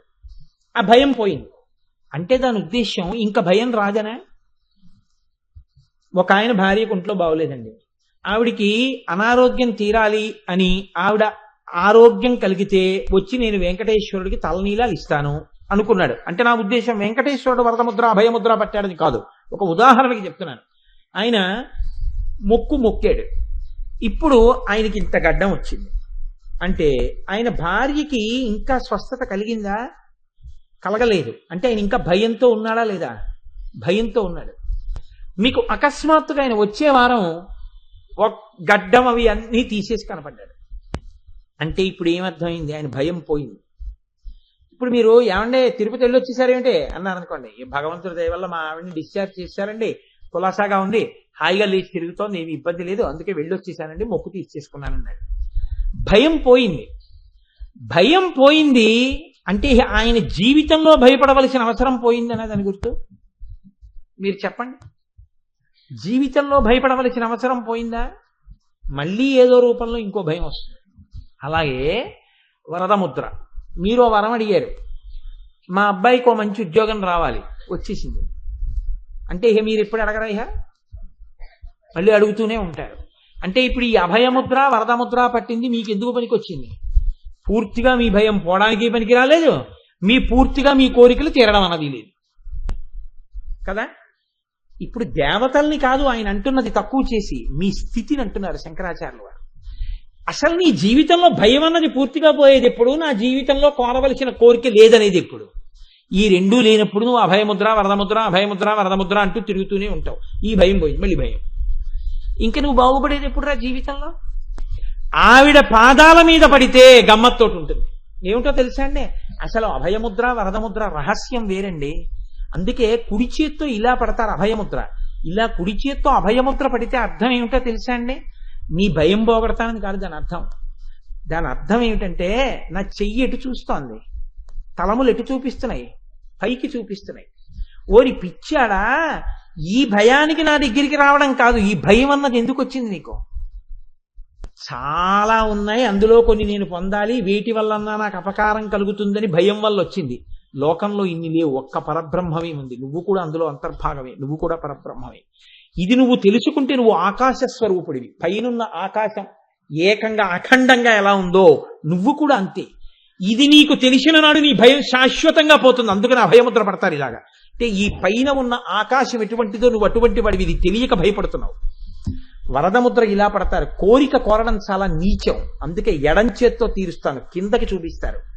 కిందకి దిగిపోతున్నావు, ఎడం చేత్తో ఇస్తాను, కానీ అలా పుచ్చుకుంటూనే ఎన్నాళ్ళు తిరుగుతావు?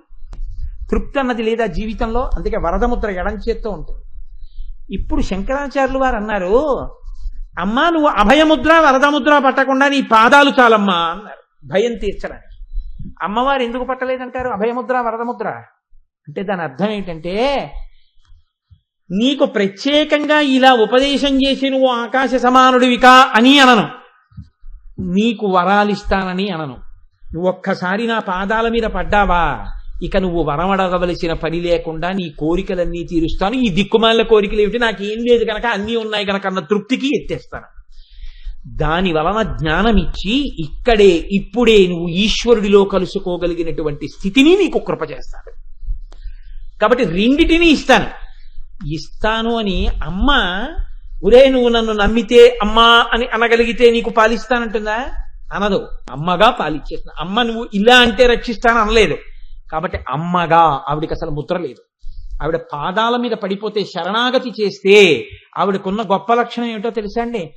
నీ శత్రువుని శత్రువని అమ్మ దగ్గర చెప్పేస్తే చాలు, ఆవిడ పొంగిపోయి మిమ్మల్ని రక్షించేస్తుంది. ఇది దొంగకి తాళం చెవులు ఇవ్వడం లాంటిది. మనసు ఇచ్చిందండి అమ్మవారు. ఈ మనసు ఇచ్చింది కాబట్టి మీరు సుఖాల కోసం వెంపర్లాడుతున్నారు. అమ్మా నా మనసు నేను గెలవలేకపోతున్నానమ్మా అని మీరు అమ్మవారికి వెళ్ళి చెప్పారనుకోండి, అంతే. అమ్మవారు ఏం చేస్తుందంటే గెలవగలిగిన శక్తి మీకు ఇచ్చేస్తుంది. మనసు తీసేయదు, మనసుని గెలవగలిగిన స్థితి మీకు ఇస్తుంది. ఇప్పుడు మీరు మనసుకి సాక్షి, మనసు వెంట మీరు పరిగెత్తారు. ఏమిటో అస్తమానం ఇన్ని కోరికలు కోరుతున్నావు, అవన్నీ ఏం చేస్తారని కుదరదంటారు. ఇప్పుడు మనసుని మీరు శాసిస్తారు. ఇన్నాళ్ళు మనసుకి మీరు వశపడ్డారు, ఈ శక్తిని ఇస్తాను. మీరు చెప్పింది బాగుంది కానీ కోటేశ్వరారు, మాకు ఒక అనుమానం. ఓ 2 రోజుల క్రితం అక్కడ కూర్చుని ఏం చెప్పారు మీరు హాల్లో? చతుర్ముఖ బ్రహ్మగారికి ఒక తలకాయ శివుడికి గిల్లేశాడు, గిల్లేస్తే 4 చేతుల కింద అమ్మవారేమో బ్రహ్మగారి 4 తలకాయలు కాపాడింది. కాపాడినప్పుడు బ్రహ్మగారి భయం చేతులతో తీర్చిందని చెప్పారా లేదా?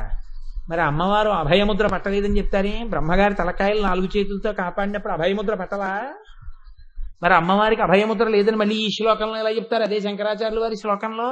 మరి రెండింటికి తేడా వచ్చి లేదు. అప్పుడు బ్రహ్మగారి చేతుల మీద చెయ్యి పెట్టి భయాన్ని నుంచి రక్షిస్తూ ఉంటే, మృణాళీ మృద్వీనాం తవ భుజలతానాం చతసృణాం చతుర్భిః సౌందర్యం సరసిజ భవస్తౌతివదనైః చతుర్నాం శీర్షాణాం సమభయ హస్తార్పణదియా. చేతులతో అభయం ఇచ్చిందన్న శ్లోకంలో ఉందిగా. మరి అప్పుడు అది అభయముద్రేగా, చేతులతోనేగా కాసింది. కాపాడినప్పుడు ఆ చేతులు అభయముద్ర పట్టాయిగా. మరి పట్టలేదంటారే ఇప్పుడు? పాదాలే గొప్పవంటున్నారే. అభయముద్ర వరదముద్ర పట్టిన దేవతల కన్నా అమ్మవారి పాదాలు గొప్పవంటారే. మరి ఆ శ్లోకానికి ఈ శ్లోకం వ్యతిరేకం అవ్వలేదా అదే శంకరాచార్యుల వారిది? అంటే మీరు జాగ్రత్తగా పరిశీలిస్తే ఇందులో ఒక రహస్యం ఉంది. అమ్మవారు ఎక్కడున్నా అయ్యవారు ఉంటారు. ఎందుకో తెలుసా అండి? నేను పాలలో నీళ్లు కలిపానండి అన్నాను అనుకోండి, నీళ్లలో పాలు కలవలేదండి అని మీరు అనగలరా? అనగలరా మీరు? పాలలో నీళ్లు కలిపితే నీళ్లలో పాలు కలిసాయి కదండి. అమ్మవారు ఎక్కడ ఉంటే అక్కడ శివుడి యొక్క సగం కూడా ఉంటుంది. వాళ్ళు ఎప్పుడూ అర్ధనారీశ్వరులుగానే ఉంటారు. అమ్మవారు ఒక్కతి ఎప్పుడూ ఉండదు. ఆవిడ ఎరుపుతనంలో కలిసిపోయాడు కానీ శివుడు ఉన్నాడని చెప్పాను నేను మీకు కదండి. అలా కలిసిపోయి ఉంటే ఇప్పుడు ఇక్కడ ఉన్నటువంటి అమ్మవారిలో ఎటుపక్క శివుడు ఉంటాడు? ఇటుపక్క శివుడు ఉంటాడు, కుడి పక్క కదండి. ఈ కుడిపక్క సగభాగం పరమశివుడిది, ఈ సగభాగం అమ్మవారిది. అభయముద్ర పడితే ఏ చేత్తో పట్టాలి? కుడి చేత్తో పట్టాలి. కుడి చేత్తో పడతారు అభయముద్ర. ఇప్పుడు భయాన్ని తీర్చవలసినటువంటి చెయ్యి గిల్లింది. ఏ చేత్తో గిల్లాడైనా? కుడి చేత్తోనే గిల్లాడు. ఎడం చేత్తో గిల్లితే ప్రత్యేకం ఎడం చేత్తో గిల్లాడని చెప్తారు. కుడి చేత్తోనే గిల్లేశాడు. అంటే ఏ చెయ్యి అసలు అభయాన్ని ఇవ్వాలో ఆ చెయ్యి శిక్ష వేసింది, గిల్లింది. ఇప్పుడు ఆ చెయ్యి గిల్లేస్తే ఎడం పక్కనున్నదేది? అమ్మవారి చెయ్యి. ఎడం పక్కనున్న చేత్తో కుడి చేత్తో ఆయన గిల్లేస్తే, ఎడం చేత్తో నేను రక్షించేస్తే ఆయనకి కొంచెం అంటే నేను గిల్లేసేవాడిని నువ్వు రక్షించేసేవాడివి అంటుందేమో అని ఇప్పుడు ఆవిడేం చేసింది? ఒక చమత్కారం చేసింది. ఓరి పిచ్చాడా, నీ భయం పోవాలంటే ఏమీ లేదురా, తేలిక మార్గం అవుతుంది అని ఇలా అంది. అంటే ఇప్పుడు లోకంలో ఏది పట్టుకుంటే భయం పోతుందో చూపించింది. కుడి చేత్తో రక్షించడానికి అవకాశం లేదు, ఎందుకంటే కుడి భాగం శివుడిది, అది గిల్లింది. అందుకని ఇలా అంది. అంటే ఇప్పుడు ఏం చూపించింది? పాదాలు చూపించింది. ఈ పాదాలు పట్టుకున్నావా ఇక నీకు భయం లేదురా. ఇప్పుడు లోకంలో ఏది పట్టుకుంటే ఇంకసలు భయం అన్న మాటకు అవకాశం లేదో అది చూపించింది. ఇప్పుడు ఆయన వెంటనే మనసుతో ఏమి పట్టేసుకున్నాడు? పాదాలు పట్టేసుకున్నాడు. పట్టేసుకుంటే రక్షణ లభించింది. అంటే ఈ తత్వం ఎప్పుడైతే తెలిసిందో 4 చేతులుగా ఉన్నవి పక్కనున్న శివుడి 2 చేతులు కూడా ఆవిడ ఒక్కతే పట్టుకోలేదు, ఆయన పట్టుకున్నాడు. కాబట్టి ఇప్పుడు అమ్మవారు తన యొక్క చేతులతో రక్షించడం అన్నది పాదాల మీద పడ్డం వల్లే రక్షించింది. ఈ చెయ్యి వరదహస్తం కాబట్టి ఊరే పిచ్చాడా ఈ కాళ్ళ మీద పడు, ఆయనతో రక్షింపజేస్తానని సంజ్ఞ చేసింది. కాబట్టి ఇప్పుడు ఆవిడ అభయముద్ర పట్టిందని మీరు ఎలా అనుకుంటున్నారు? అభయముద్ర పడితే కుడి చేత్తో పట్టాలి. కుడివైపు శివుడు ఉన్నాడు, ఆవిడ పట్టే అవకాశమే లేదు. ఎడం చెయ్యే ఆవిడికి ఉంది, ఎడం చేతి వైపు భాగం కాబట్టి పడితే వరదముద్ర పట్టాలి. ఇలా పాదాలు చూపించిన పాదాల మీద పడితేనే బ్రహ్మగారికి కూడా రక్షణ కలిగింది. ఇప్పుడు ఆ శ్లోకానికి ఈ శ్లోకానికి ఎక్కడొచ్చింది ఘర్షణ? ఏం లేదు, 2 శ్లోకాలు సరిపోయాయి. కాబట్టి అమ్మా, నీ పాదముల మీద పడినటువంటి వాడు ఎవరైనా సరే నీవు అమ్మవి కనుక రక్షించేయడమే నీకొచ్చు. రక్షించేయడమే వచ్చిన అమ్మవి కనుక నువ్వు అసలు అభయముద్ర వరదముద్ర పట్టవు. అమ్మ ముద్రలు పట్టదు, రక్షించడమే తెలుసా. పిల్లాడు ఏడిస్తే రక్షించేస్తుంది అంతే. అందుకే అమ్మ అంటే చాలు, అమ్మ రక్షించేస్తుంది. అందుకే మూకశంకర్లు ఒక చమత్కారమైన శ్లోకం చెప్పారు, పరమాద్భుతమైనటువంటి శ్లోకం. ఆయన అన్నారు, కారణపరచిద్రూప కాంచీపుర సీమ్ని కామ పీఠగత కాచన విహరతి కారుణ కాశ్మీర స్తబక కోమలాంగలత అన్నారు. కుంకుమ పువ్వుల యొక్క గుత్తి ఎలా ఉంటుందో అంత ఎర్రగా, అంత సౌకుమార్యంగా, అంత లావణ్యంగా, అంత కోమలంగా ఉన్నటువంటి ఒక ఎర్రటి తీగ ఒకటి కాంచీ క్షేత్రంలో అల్లుకుందిటే. ఎవరావిడ? కామాక్షి. అమ్మా, ఆ ఎర్ర తీగ ఉందే అది పరమదయగలిగిన తీగమ్మ. ఆ తీగ ఏం చేస్తుంటుందో తెలుసా? కారణపరచిద్రూప, ఎవరెవరు అమ్మా అని పిలుస్తున్నారో వాళ్ళందరినీ కూడా పరచిద్రూపమైనటువంటి పరమశివుడున్నాడే అచ్చిత్, ఆ శివుడిలోకి కలిపేస్తుంటుంది. అమ్మా అని పిలిస్తే చాలు, ఇక్కడ అన్నం పెట్టేస్తుంది, ఇక్కడ సుఖాలు ఇచ్చేస్తుంది, తృప్తినిచ్చేస్తుంది, జ్ఞానం ఇచ్చేస్తుంది. ఆవిడే శివుల్లో కలిపేస్తుంది. కానీ ఆ అమ్మ మాకు కనపట్టలేదని బెంగ పెట్టుకున్న వాళ్ళ కోసం కుంకుమ పూల గుత్తి ఎంత ఎర్రగా ఎంత అందంగా ఉంటుందో అంత ఎర్రతనంతో నాజూకైనటువంటి తీగ అల్లుకున్నట్టు కామాక్షి రూపంలో ఆ కాంచీ క్షేత్రంలో నా తల్లి వెలిసి ఉంది అన్నారు మూకశంకరులు. కాబట్టి కాంచీ వడ్డాణం నాభికి తగులుతుంది, అక్కడ ఉన్నది అమ్మ. మూకశంకరులు కూడా అక్కడికే వచ్చారు, ఆ అమ్మతనం దగ్గరికే. కాబట్టి ఆ నామము ఎంత గొప్ప నామం అంటే పైన చెప్పినటువంటి సూచనల మిగిలిన నామాల్ని నిర్ధారణ చేస్తూ ఆవిడ అమ్మతనం గురించి స్తోత్రం చేస్తుంది. కాబట్టి రత్నకింకి నికారం యరసన దామభూషిత అన్నప్పుడు ఆ తల్లి వడ్డానానికి ఎవరు నమస్కారం చేస్తారో వాళ్ళకి ఏం కలుగుతాయి? పెళ్లిలో సరిగ్గా తెలియకపోయినా ఇప్పుడు ఈ నామం చెప్పిన వాళ్ళకి సౌభాగ్యం కలుగుతుంది. ఈ నామం చెప్పిన వాళ్ళకి మంచి సంతానం ఉంటుంది. ఈ నామం చెప్పిన వాళ్ళకి శరీరానికి అనారోగ్యం రాకుండా ఉంటుంది. ఈ నామం చెప్పిన వాళ్ళకి సుఖశాంతులు కలుగుతాయి. అమ్మగా ఆవిడ మిమ్మల్ని రక్షిస్తుంది. అంత పరమోత్కృష్టమైనటువంటి నామాన్ని ఇవాళ వసంత పంచమి రోజున ఆ తల్లి నా చేత చెప్పించి, ఏమి చేతకాక నేను చెప్పినా అయ్యో ఏదో చెప్తున్నాడు విందామని ఇంత భక్తితో మీరు విన్నారు. మనందరినీ ఆ తల్లి తరింప చేసినందుకు ఆ అమ్మ పాదములకు నమస్కరిస్తూ, ఇంత గొప్ప తిథి నాడు ఇవాళ సరస్వతీ రూపాన్ని దర్శనం చెయ్యాలి అని చెప్పింది శాస్త్రం. అందుకే ఇవాళ నేను మూకశంకరుల శ్లోకం కూడా చెప్పా. గోపాలకృష్ణ గారు ప్రత్యేక శ్రద్ధ తీసుకుని అమ్మవారిని ఇవాళ సర్వశుక్లా సరస్వతిగా అలంకారం చేయించారు. ప్రత్యేకం వెంకటరమణ గారు వచ్చారండి.